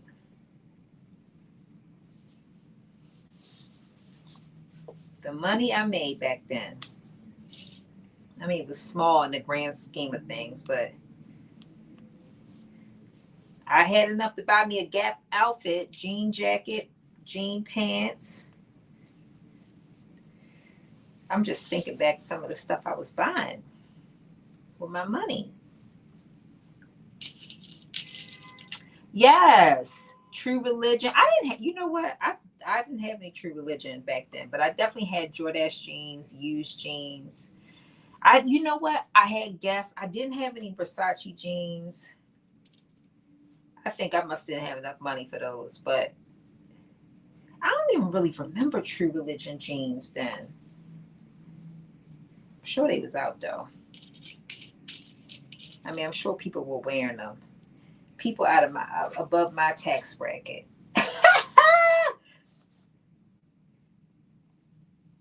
As if I had one back then.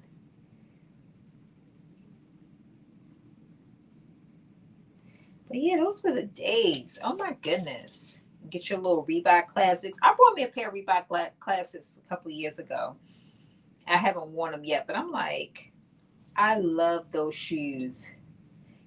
White, black, and then they came out with all the colors. Like, I had some blue, royal blue ones one time, some orange ones. Because you know, you get the orange. Remember the, like, I don't know if y'all remember this, but Gap used to have this stonewash orange, like denim. You put the orange Reebok Classics. Straight.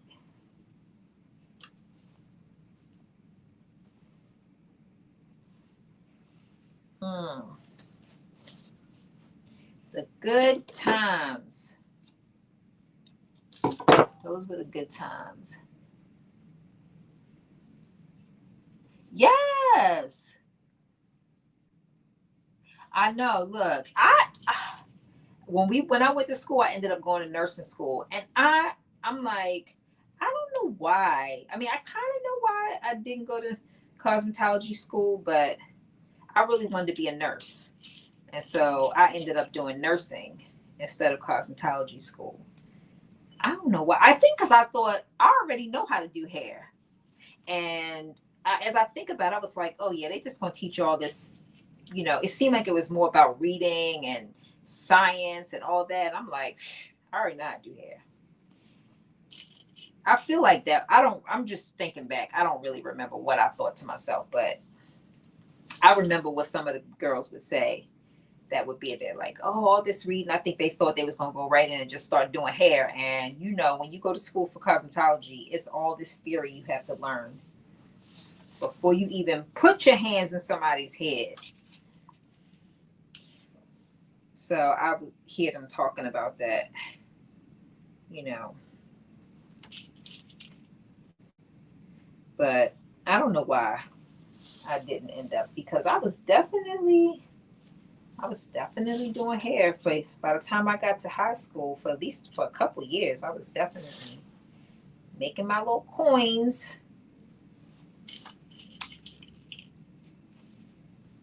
Yes, right. You remember them orange? Yes, I had orange, white, black. I had the royal blue ones. I'm trying to think if I had the pink ones. I can't remember, but I think I did. I think I had pink. I used to get them like whenever I could. Not that I could all the time, but to like match my clothes. And I remember I had the orange Gap jacket, the jean jacket, and the pants, the jeans, and I had the orange Reeboks. Yes, I got some of my white ones right in my closet right now, and I'm waiting for the right time to wear them because I will be wearing them.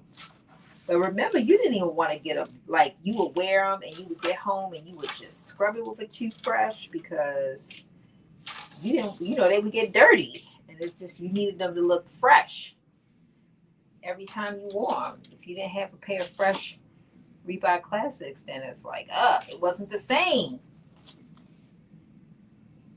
But you can't go buy a new pair every time because nobody got that kind of money. I remember they used to be like $50, $49.99.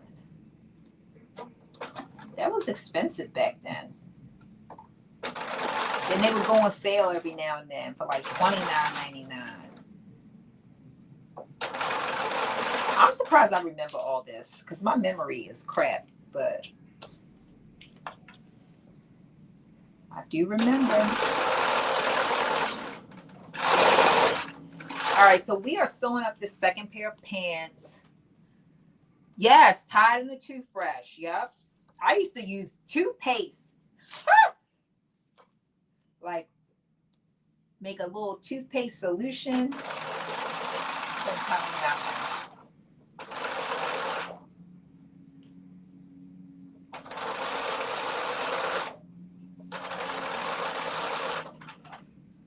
Could tell me nothing, okay?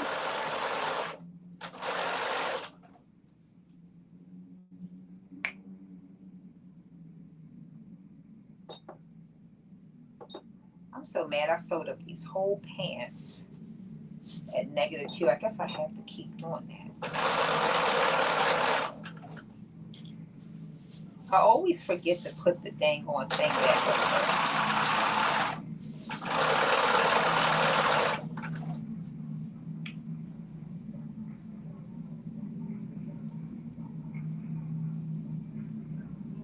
I know, definitely. We would have probably been friends, I'm sure. I would have had somebody else to do my hair. My neighbor, she was older than me, so she was not always trying to hang with me because I was younger than her. But I used to love to go over there because I knew I was getting my hair done.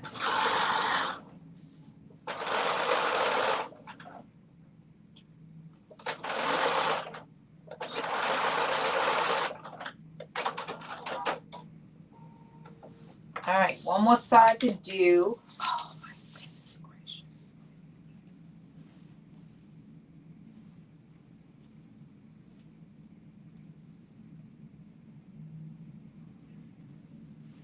And this side actually matched up perfectly. So I'm not sure why the other side didn't, but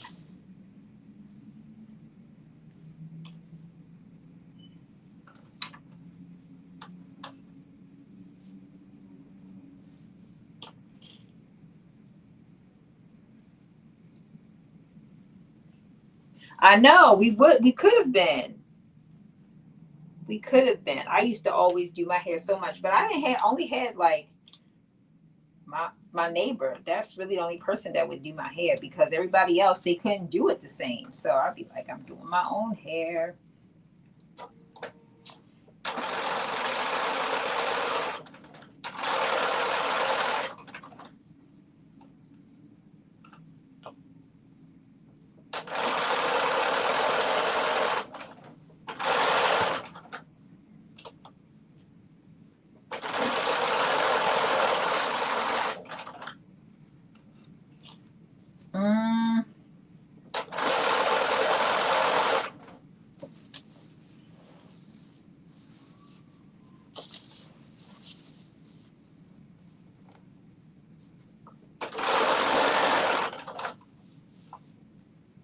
All right, we are almost done sewing these side seams.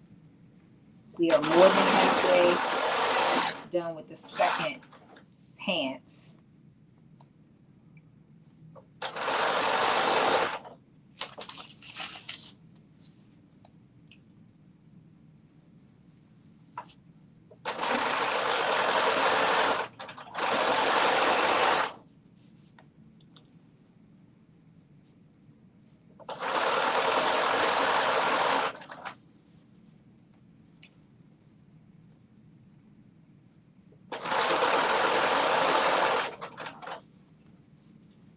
So I'm gonna tell you, I don't think this is gonna be a big deal, but it could be a big deal when we get to the waistband part of it. So I accidentally sewed up the entire side seams of the pants off, not in the center, but in by 2, I guess, -2, which is just in just a little bit. So it may not make a difference. It might be small enough, but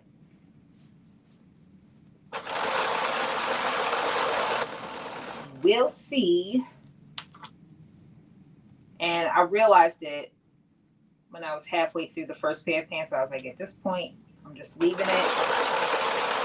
And I've sewed up the second leg all the way that way as well, just because like consistency.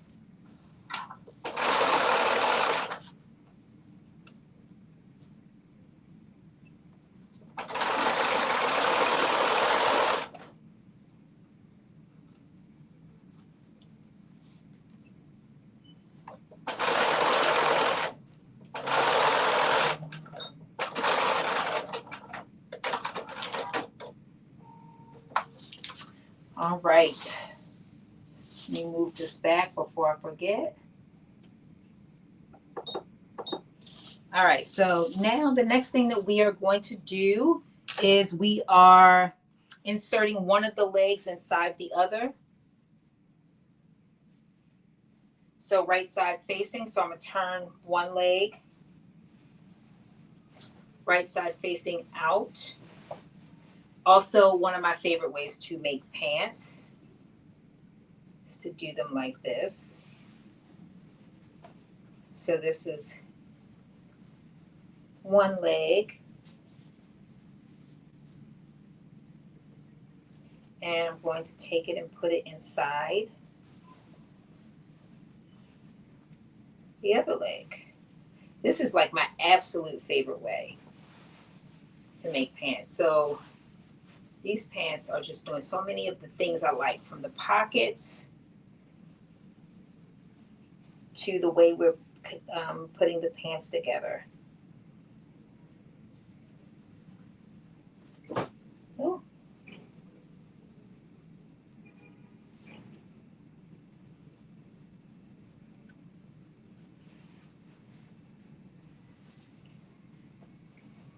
And we're just sewing up the crotch part. So I'm going to, once I find it, line. Okay, here's one crotch. Now where's the other one? Oh, of course I had the pants backwards. But you're gonna line up the crotch seams.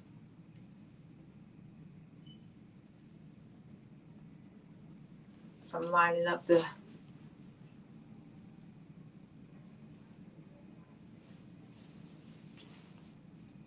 and we're basically going to sew in a U.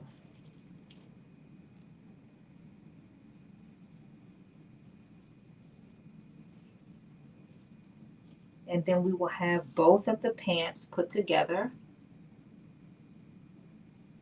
Both of the pants legs. And then the next thing we are going to be doing is putting on our casing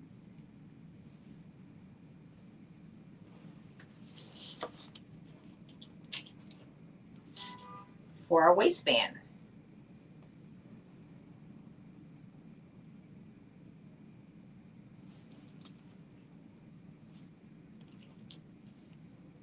And one of the things I did want to do with these pants is I wanted to, instead of using like the white string, I actually wanted to make a string out of linen. So I'm not going to do that now, but I am going to do it eventually. If I would have had time, I would have did it before we got on live, but I'm basically going to make a string out of the same pants. I just don't like that look with the white string. It's not my favorite. I want it to be more monochromatic. So I'm going to make a nice long linen string. And if I'm not mistaken, I think it's just aesthetic. I don't even think it's a functional string, because we are going to have elastic in the waist. So the string just may be aesthetic, but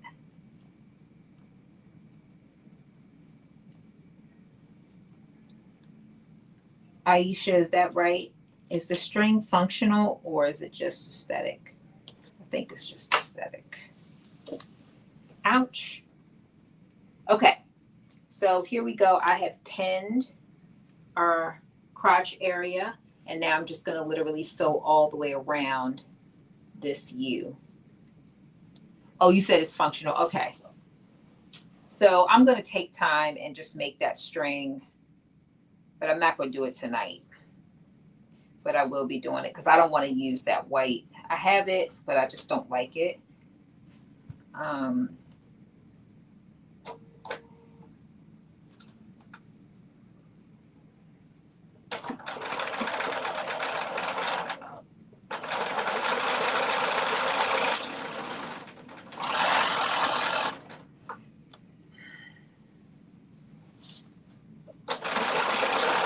We are sewing up this frog, and then we will have officially connected the right side to the left side, right leg to the left leg.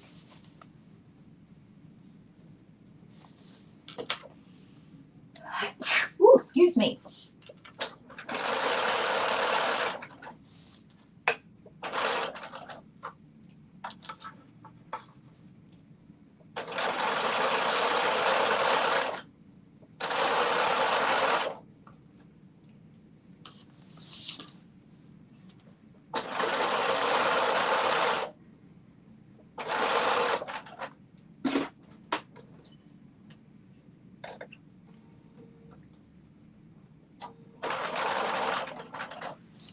I do like these pants. I mean, I hope they look as good as I feel like they're going to look on me. Aisha, yours look really cute on you. So if I get that same vibe, these pants will definitely be in my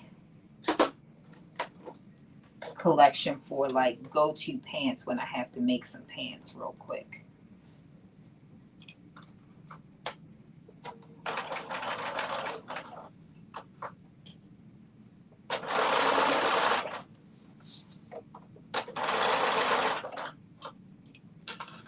I may have to shorten the leg too.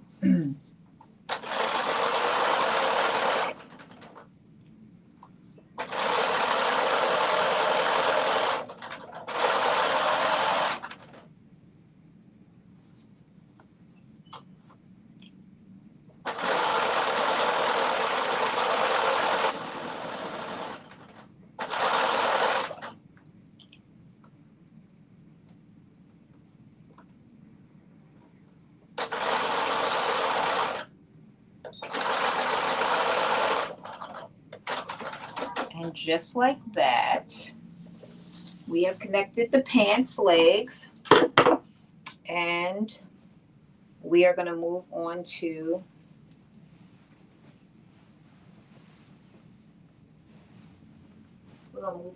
our casing. Oh, look at that. They actually don't look too bad. It's going to be a loose fit,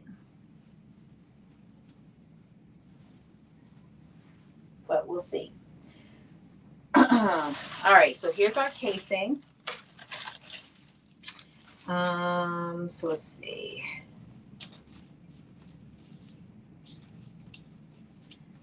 Oh, we got to do it like a whole area on the front.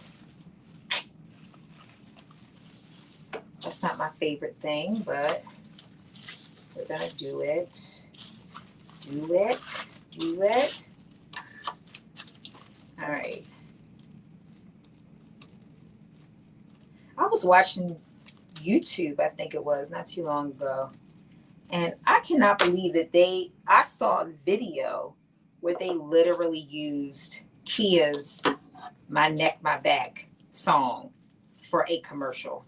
I mean, it wasn't that song, but it was that beat, and then they just sang different words. But I was like, really? Like, have we that's this where we at? But I guess people don't know the real words, so they don't know what, But I was like, I know. But I was like, okay, well, there's that. There is that.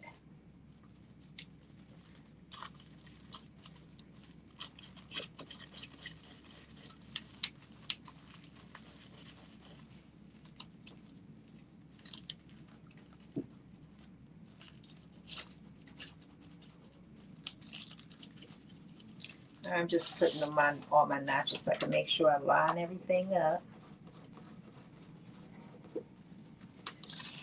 Oh, you know what? And I gotta put the stitch lines in. Aisha says she put the stitch lines in too. I guess you want to make sure your string stays in the right place.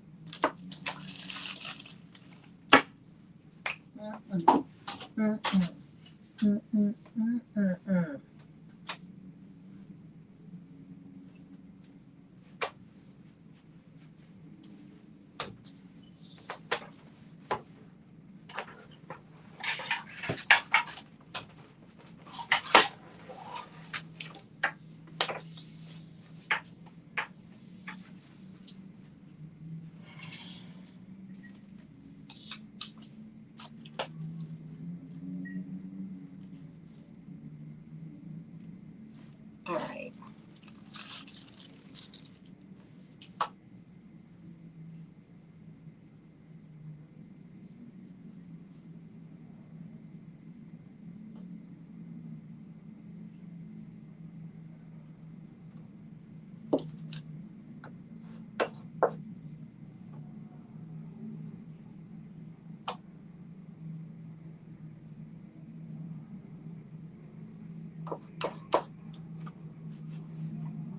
I'm just making my stitch line for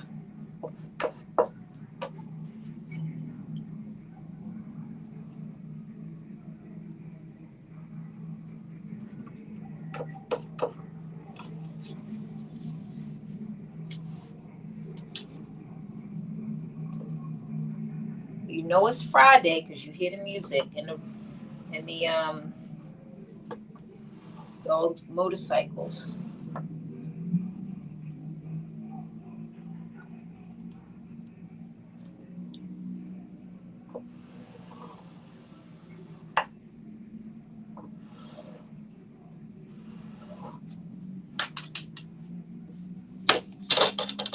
All right, one down.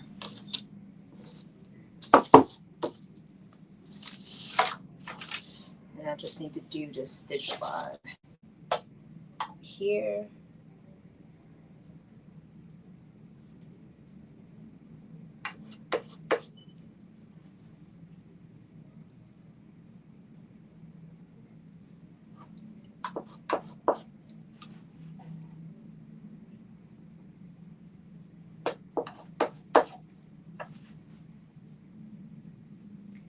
What time is it?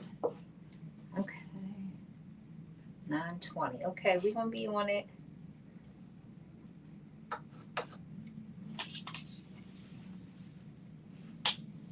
That looks way better than some 2 inches. It is. It's like, wait a minute.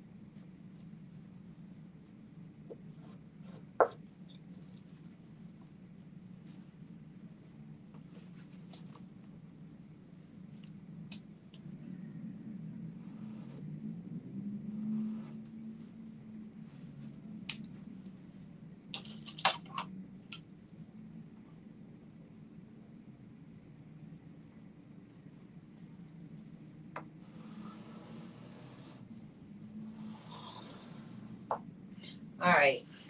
I put my stitch lines in. And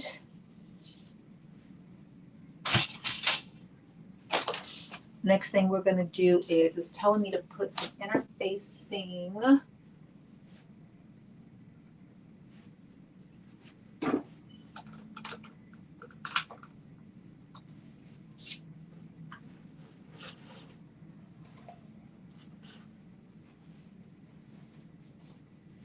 Okay.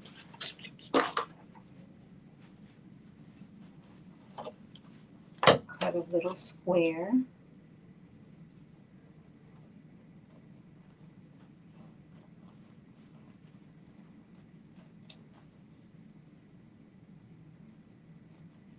There we go. We got our 2 little squares.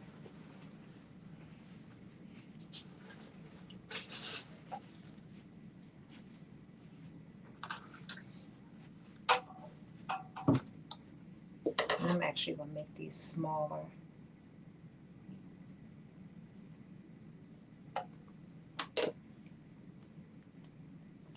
Right there.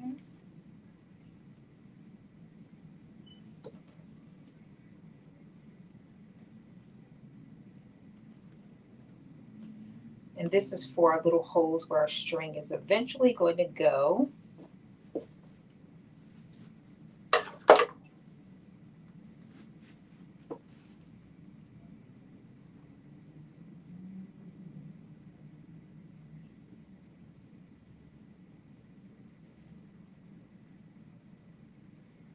And this is going to be tricky because I just drew the lines. So that means I need to put this on the other side.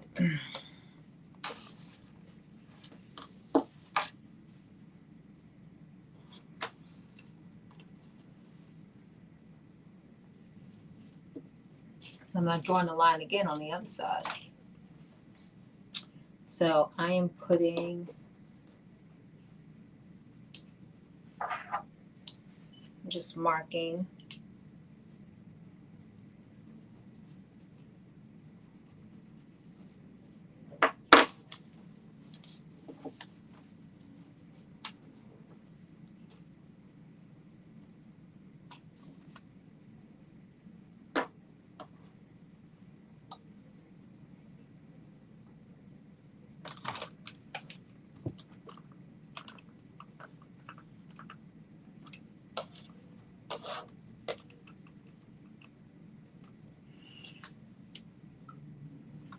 So once we put this in, let's see, cover each buttonhole. On the outside, make buttonholes in casing at marking. All right, now we got these pieces on. I'm going to make 2 buttonholes.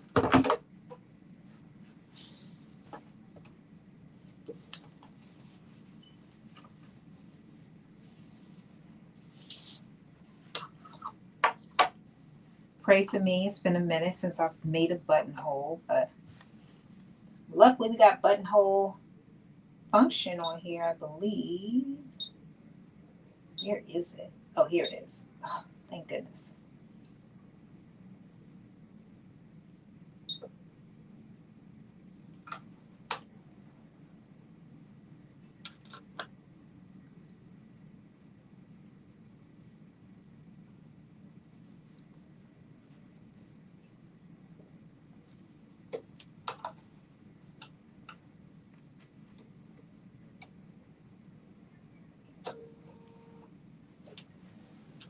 I don't even remember.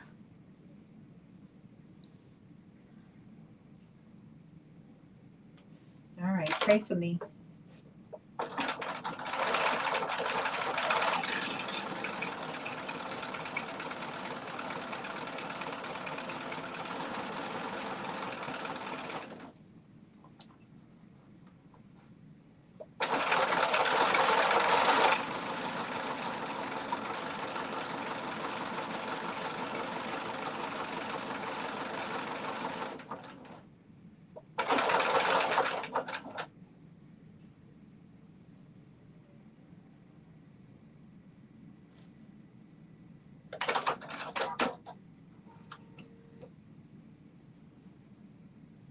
that ain't right.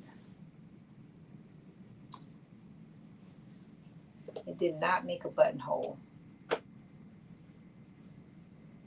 It did something else.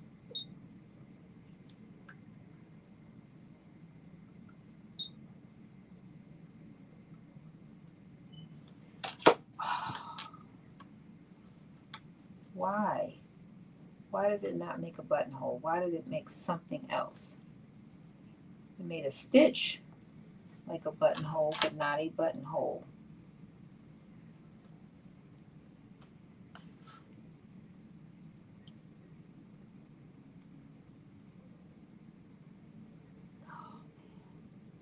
I should have did a sample first. Luckily, this is coming out.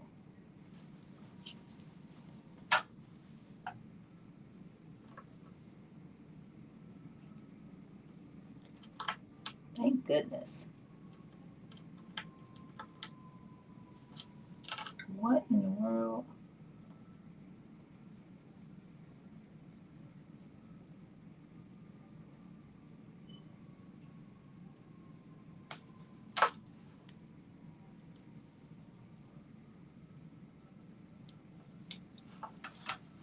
All right, let me figure this out. Get my little scrap fabric again. All right, let's try this one.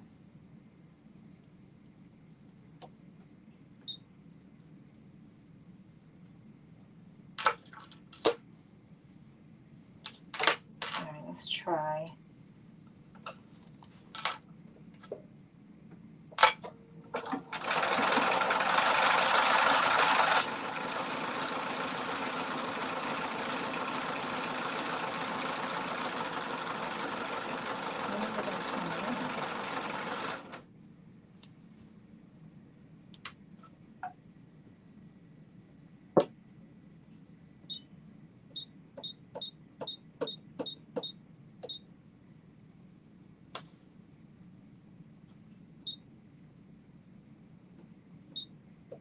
For some reason, it's not making the buttonhole, and it's something I'm not doing right, and I don't know what it is.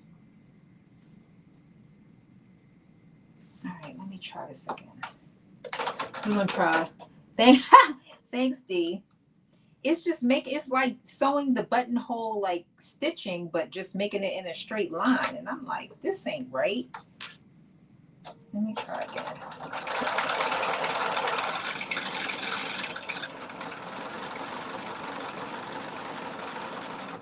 Maybe it's like set up so that it's manual.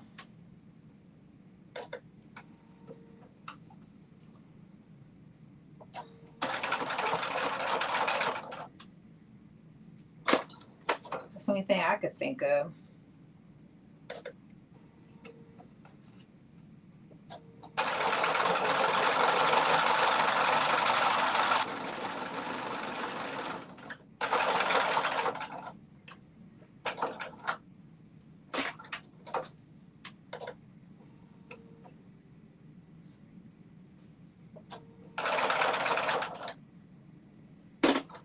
Yeah, I don't know why it's not doing it, but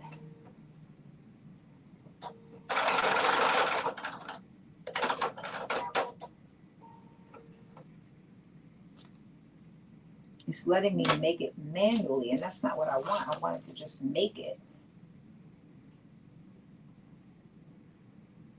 Maybe because I'm not putting on,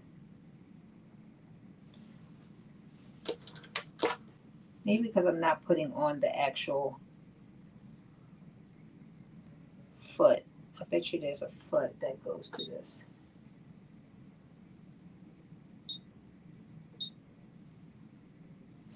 And I probably have it in here. Oh, yep, here it is right here. That's why. All right, what I'm gonna do is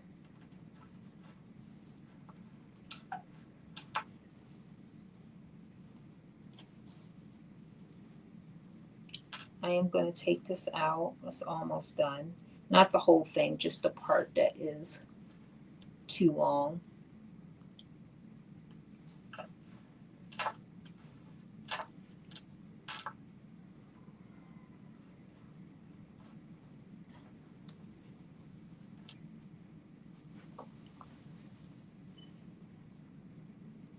Because it is coming out.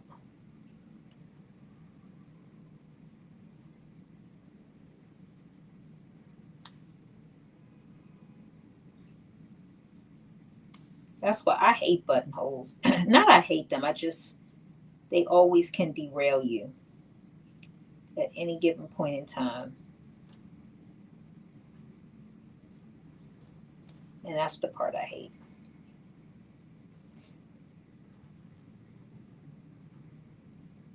And this is definitely derailing us. Okay. Luckily, this is not ripping my fabric. Thank goodness.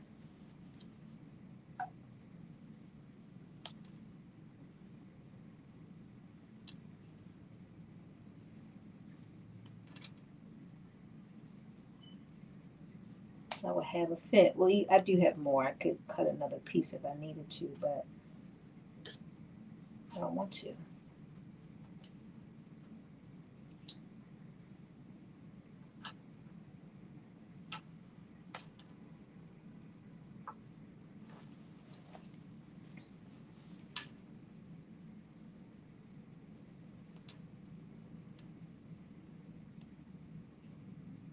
All right.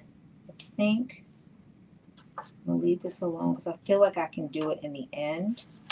Since it's going to go through, is it? No, it's not.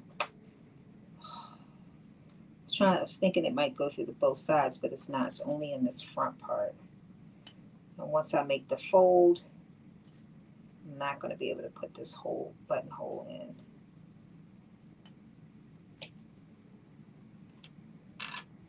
So maybe I'll just do a manual one like I just did on the scrap because I'm not.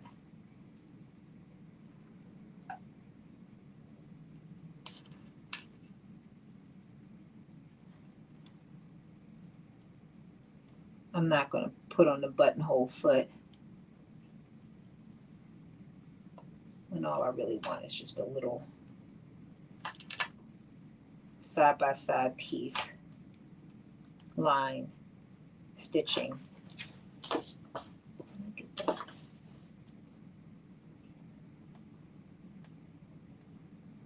All right, I think I got most of it.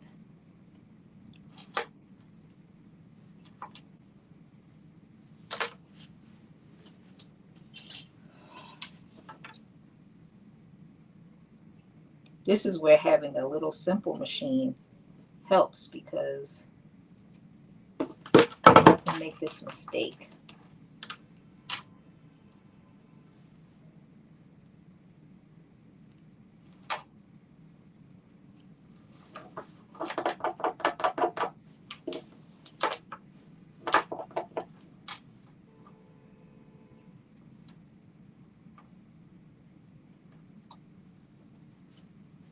All right, good. I got like 90% of it out.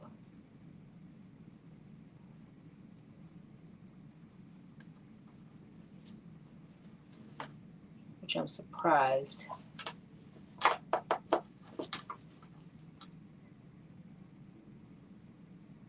Because the fabric is so close to the thread.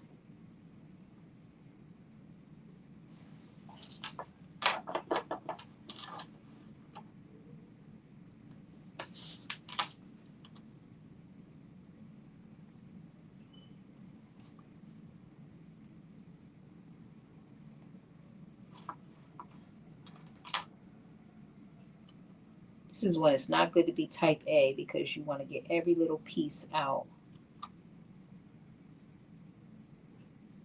All right. Okay.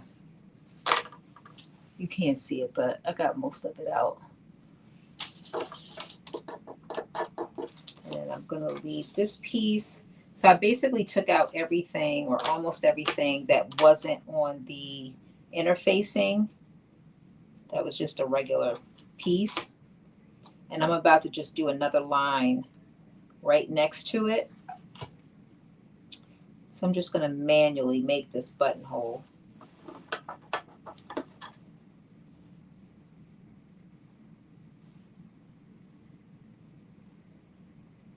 And the fact that I was able to get this out without putting a hole in my fabric is amazing to me.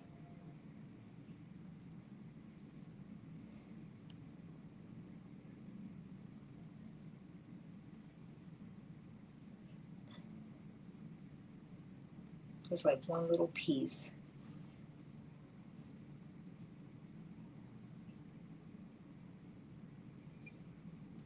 That is bothering me.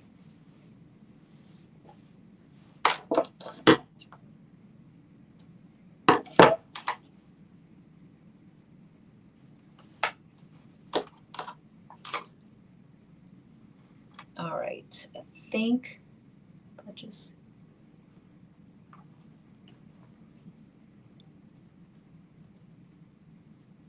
Is that it? I think that is it. Yep, there we go. All right, so now I'm just going to put another piece in, another line, stitched line, and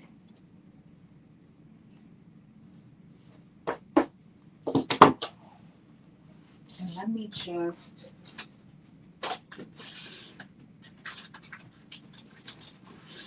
draw with this right next to it so I can be able to see it. And then I'm just going to stitch right over top of it. So it's like a 1/2 inch line. So it's a little bit longer than what we, usually have for a buttonhole, but oh well. And then I'm going to do the same thing right here. It's going to be long little buttonholes, but oh well.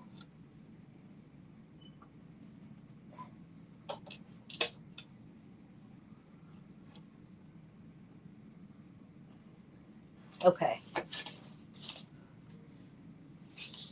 There we go. All right, so I'm just going to manually make these lines in here.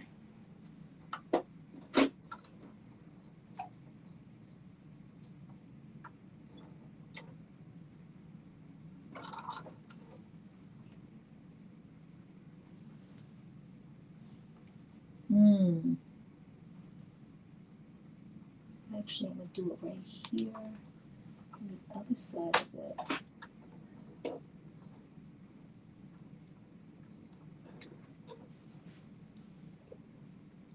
Oh, let me see.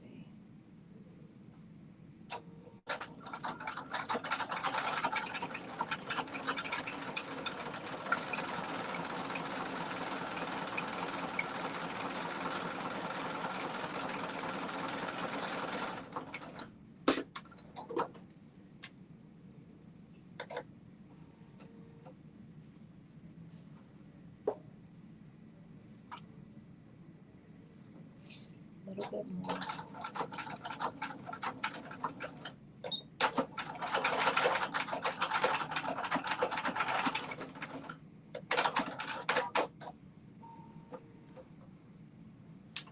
Not too bad. It's not perfect, but it's not too bad.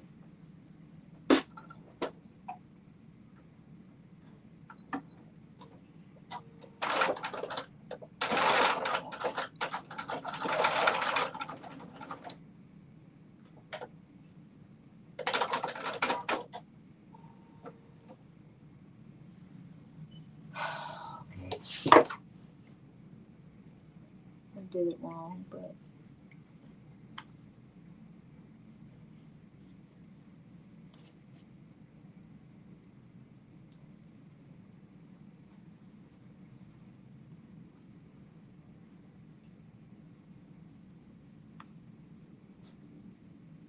I should have did this before.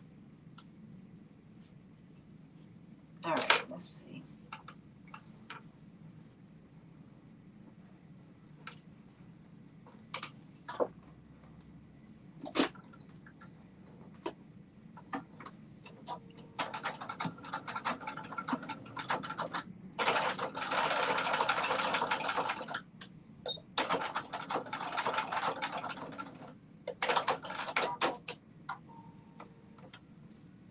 All right, one buttonhole done, one to go.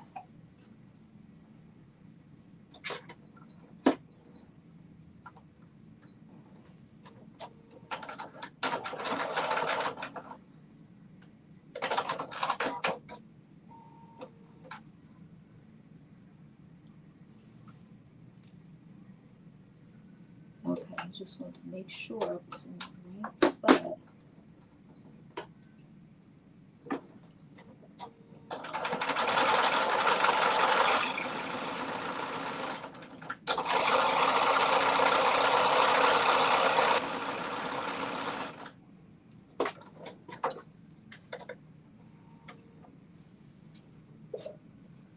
Okay, that's good.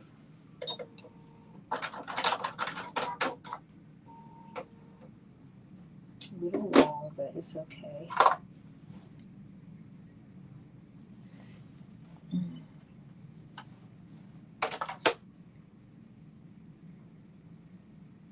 Take out some of this.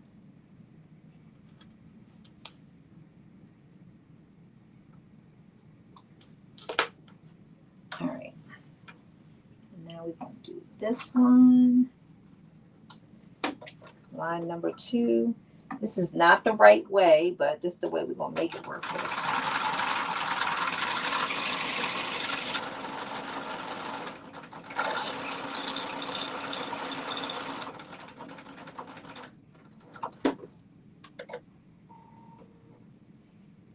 Okay, perfect.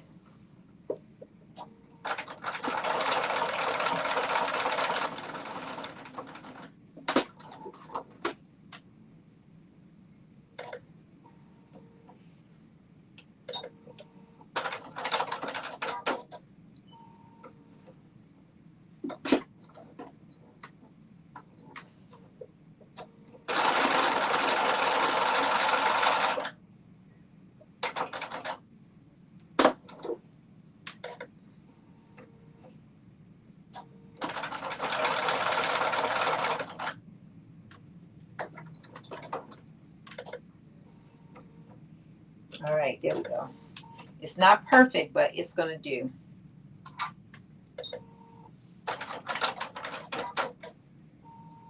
This is definitely not the way you do buttonholes, and these don't look the best, but it is what it is.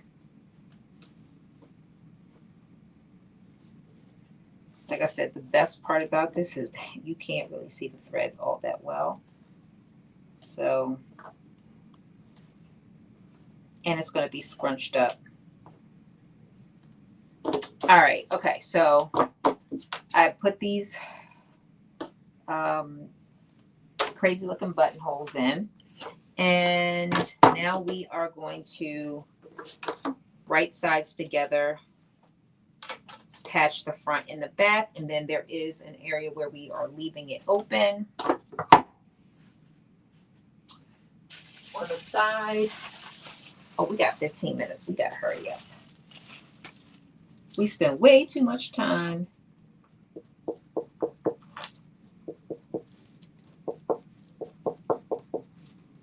All right.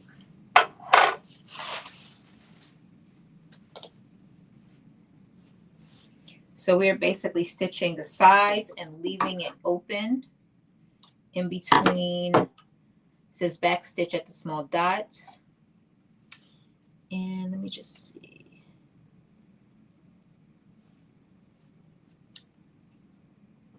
Okay, leaving it open in between the small dots. Okay.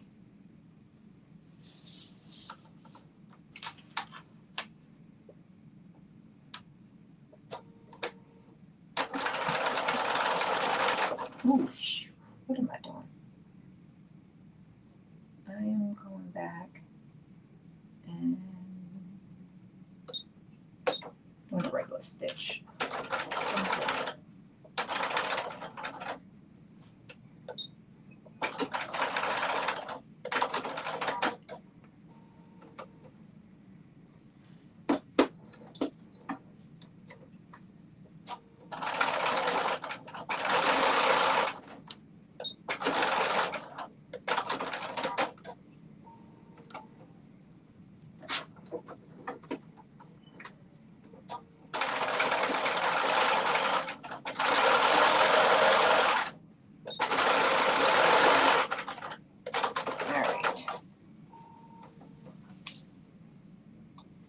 Okay, so I left two little sections open, very little sections open, but they opened. Make sure, yes, that's open and that is open. Okay, and then we're gonna stitch the entire other end closed.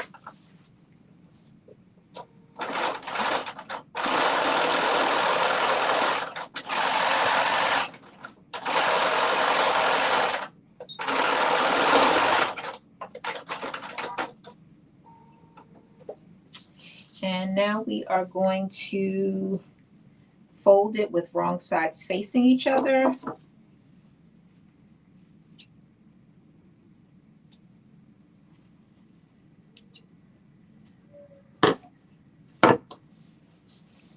And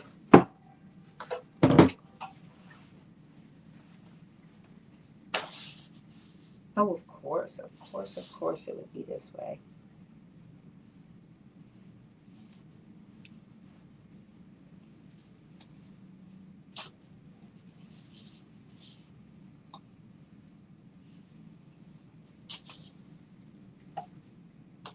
So I'm just going to clip this, line up the seams, and pin it. And then I'm going to press it.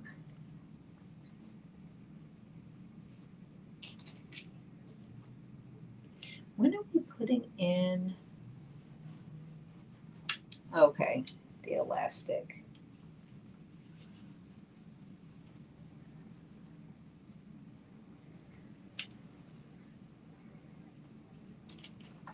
We are almost done. What time is it? Okay, we got 10 minutes.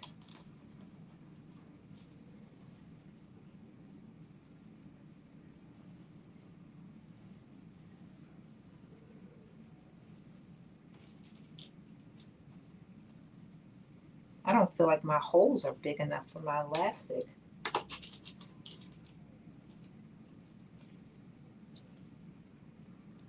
I need to figure out where did I put my other elastic at.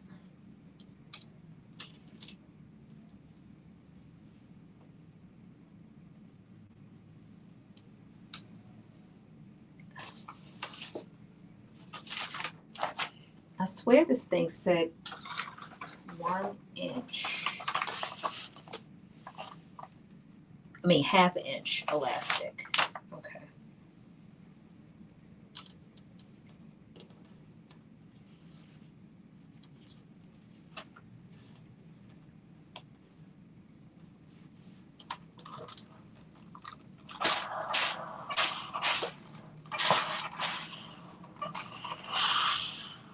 Woo. All right, so I'm folding it.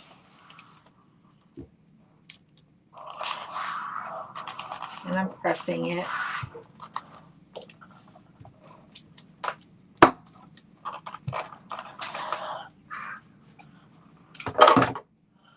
And let me just check one place.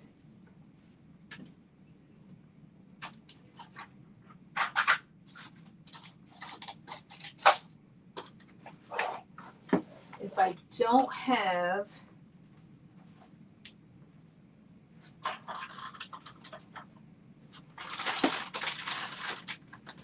nope, I don't. So since I don't have the narrow elastic in here, because I need probably 1/4, I am going to, let me just see. I'm just going to do a little experiment. See if I cut this, will it stay cut? Oh yeah, I'm cutting this.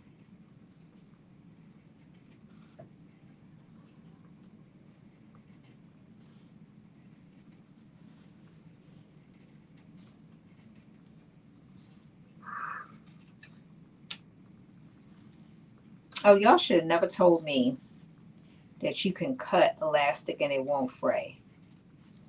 You can cut it down lengthwise, because now that I know that,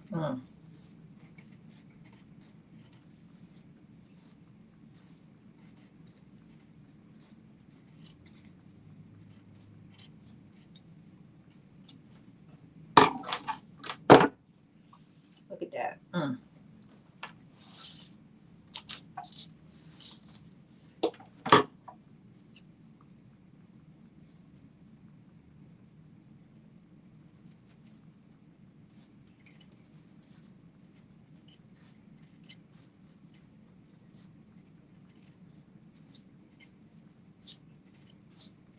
So I'm cutting this down to, it's probably a little bit wider than 1/4, but less than 1/2.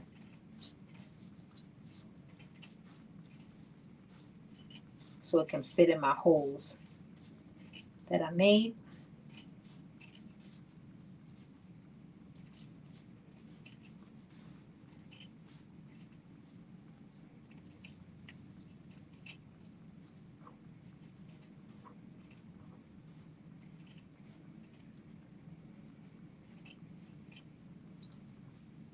What time is it? Oh yeah, we got 7 minutes.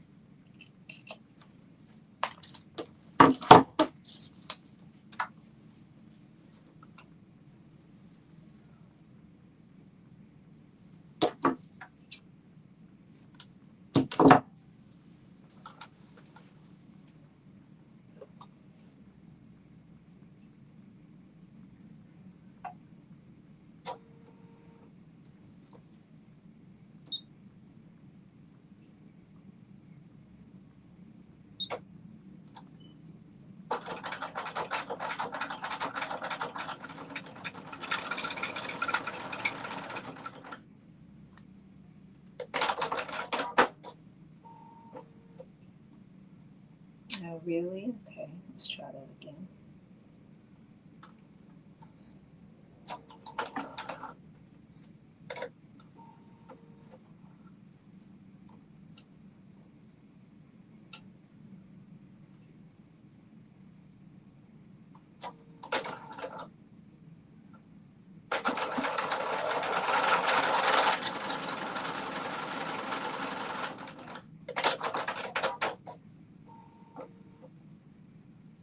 Why is this not connecting? Let me see.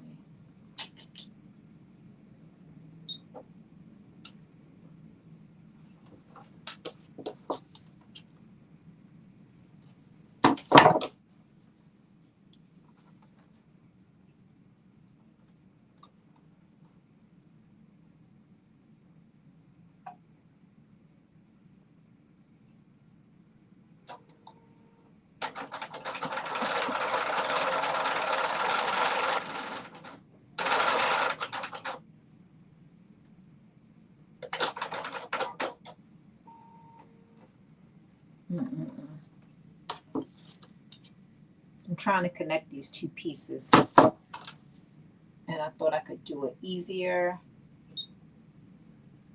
I think I'm just going to do that. All right, here we go. Let's do it the way I always do it.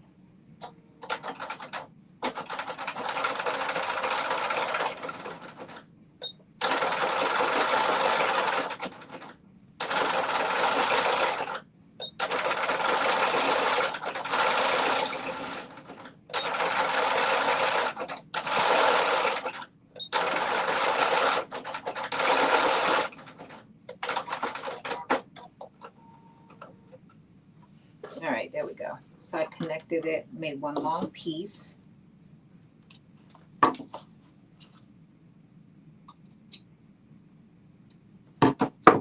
I'm going to use this to fish it through. All right, let's see, where are we? Okay, so now that we folded this in half, we are connecting it to our pants. Right sides facing. I wonder why they don't have us put all those stitches in there first, but I guess.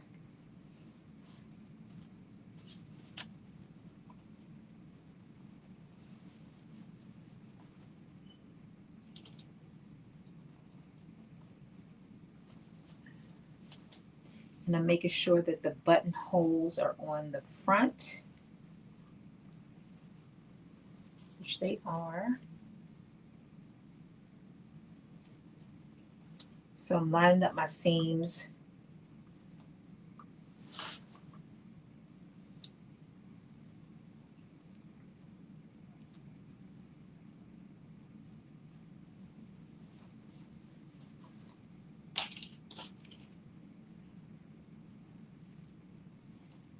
is it? Okay, we got 3 minutes.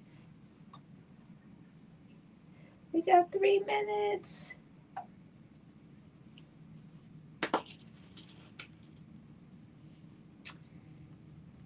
So we are at the pretty much almost the last step. We're putting on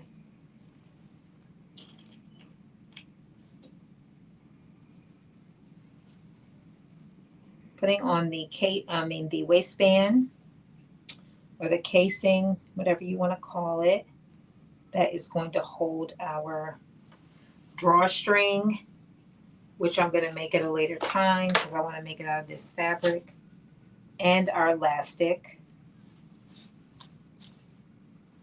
We are putting elastic in 2 areas, 2 lines.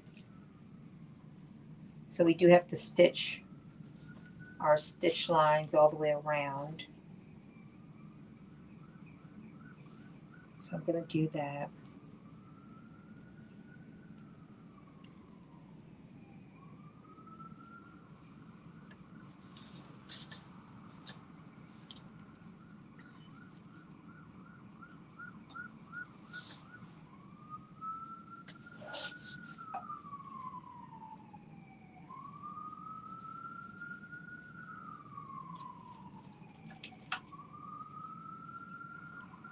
So these pants, one of the reasons why I did sew at 18, I realized that because it's elastic, holding up the, basically on the waist part, that gives you the more fitted look around the waist. You don't have any zippers or anything. The main thing is you got to make sure it can get over the hips. Because if you can't get it over the hips, you can't get the pants on without a zipper. So it should fit. Worst case scenario, I will have to take it out, put a zipper in, because then I know it will fit because these pants are big. So it will fit then. But first things first, let's get this on. We are 5/8 of an inch around. We are sewing our waistband on.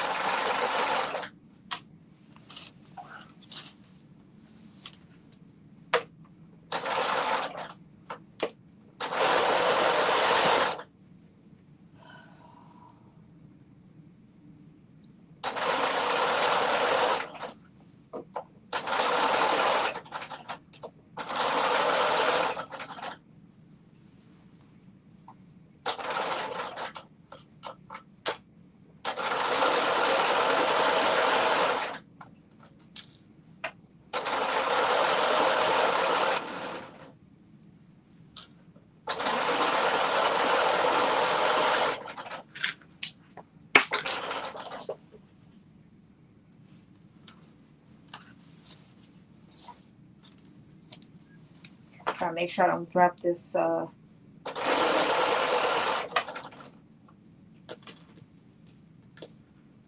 these pens on the floor, because it will take forever to get them up. Well, actually, no, not anymore, because I bought a magnet, because that's how many times I've dropped them.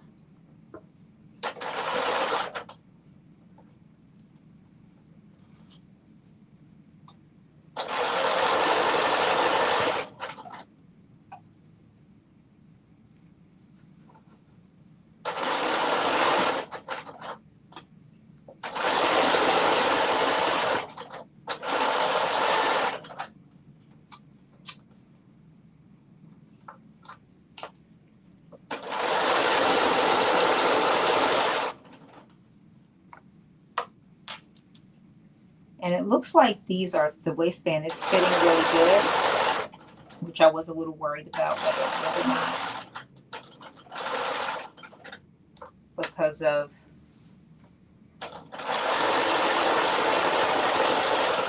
the way I sewed the side seams up, but it was so minor, it didn't make that much of a difference in the end.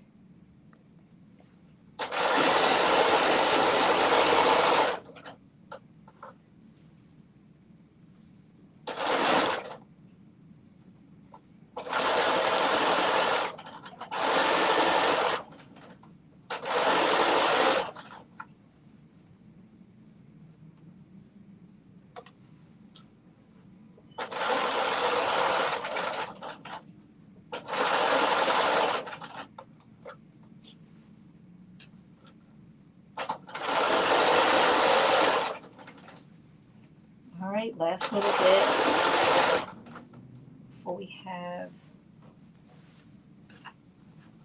everything fully connected.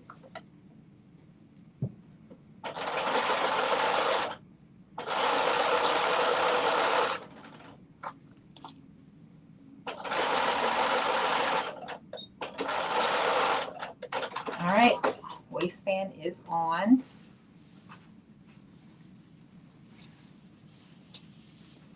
Waistband is on. Here's the front buttonhole, the little holes, which I still have to open them up, but okay, now I just got to make sure. Okay, here we go.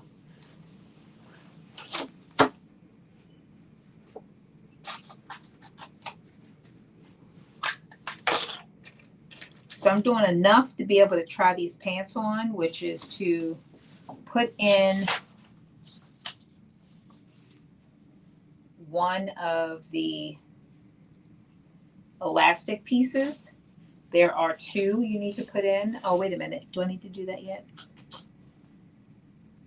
No, I need to sew in my stitches, my lines, which I didn't do yet.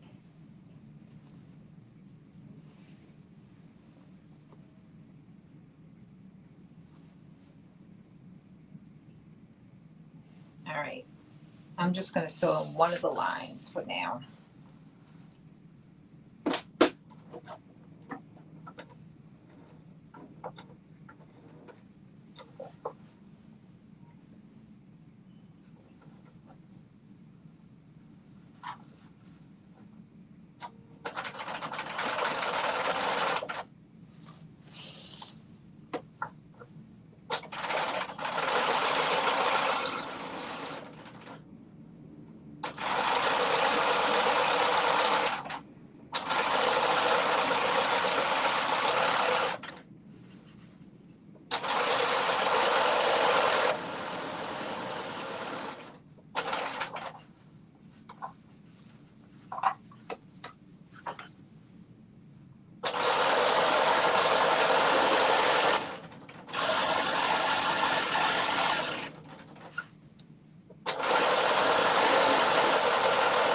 The good news about this step is that I can go back in later and add the second row and the second piece of elastic, but for now I'm going to put in one.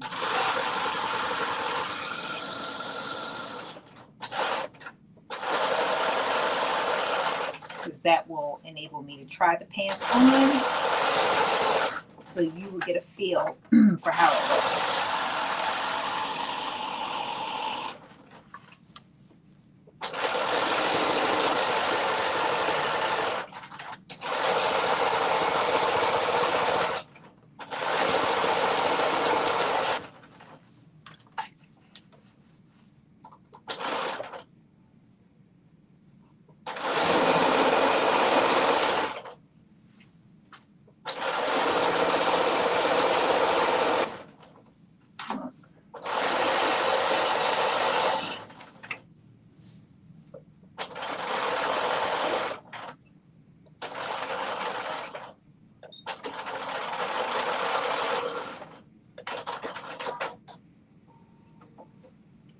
All right, I got one of them in, and now I'm going to push. I'll put the top one in.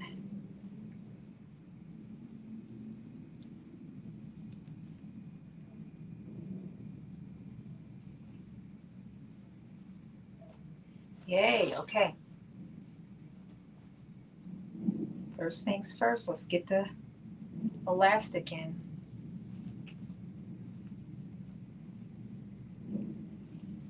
Then we're going to try it on. Hi, Debbie. Good night, Aisha. See you, Dee. Oh, I'm sorry. I got so wrapped up in trying to get this done. Yeah, we are literally almost done. Putting this piece of elastic in. Thank you. Thank you, Debbie. Yeah, this is so I'm taking a couple of shortcuts just because we're going to be wrapping things up, but I want to give you a feel for how the pants are going to look. So instead of stitching 2 rows of stitches in the waistband, I'm just stitching one. I'm putting in one piece of elastic instead of the two. I will go back in and put the second piece in because I do think that's, part of the final look. But for now, to make sure that I can try the pants on and you all can see how they're going to look, we are doing one. But I definitely think you got to have both pieces of the elastic in order to get a feel for the look. There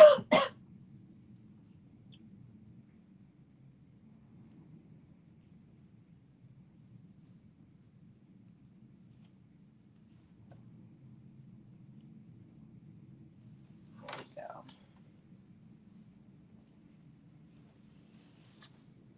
All right, more than halfway done. I just made it through the seam.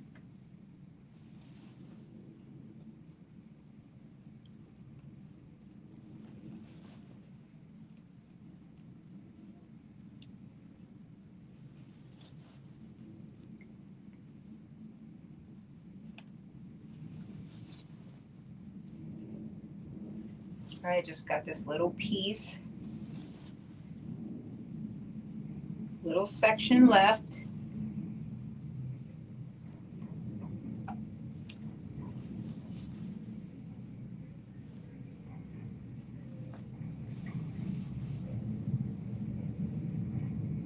Yeah, Debbie, this is like one of my favorite colors in terms of like, not a bright color. I like I like neutrals.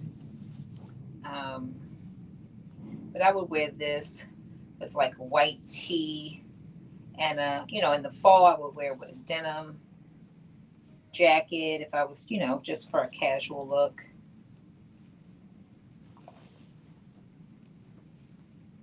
And in the summer, I mean, these are linen, so they're pretty thin. It's a medium weight rather. All right, we made it through.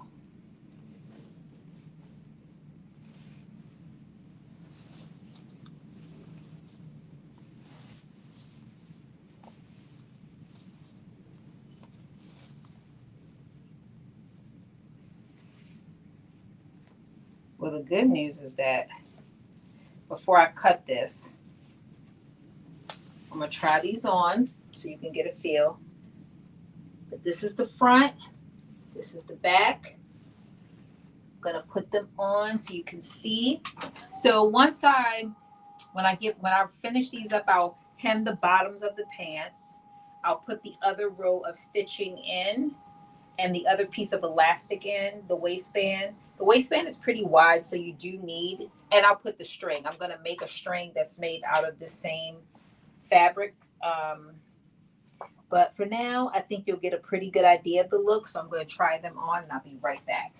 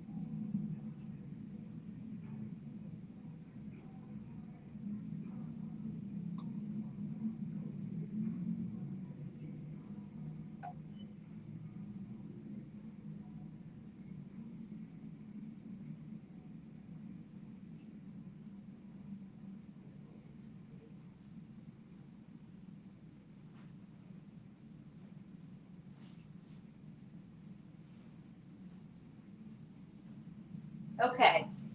I just changed my top so you can get a little bit of a feel. So they're a little bit too big in the crotch area. So I'm going to probably take them in just a little bit. But first, before I do that, I am going to put the other um, waistband in so you can see, because I think that will help it lay flat a little bit more. Um, and like I said, I knew I would have to shorten the legs just a little bit because they are just probably like, well, maybe after I hem it, maybe not. But I do like them. They're definitely comfortable. Um, and I will have to, cut this is the rest of the elastic. So I'm going to wait before I cut it because I want to be able to flatten this back out so I can put the other stitch line in and the other elastic in. Don't worry about my tag. I just put this shirt on so you can see.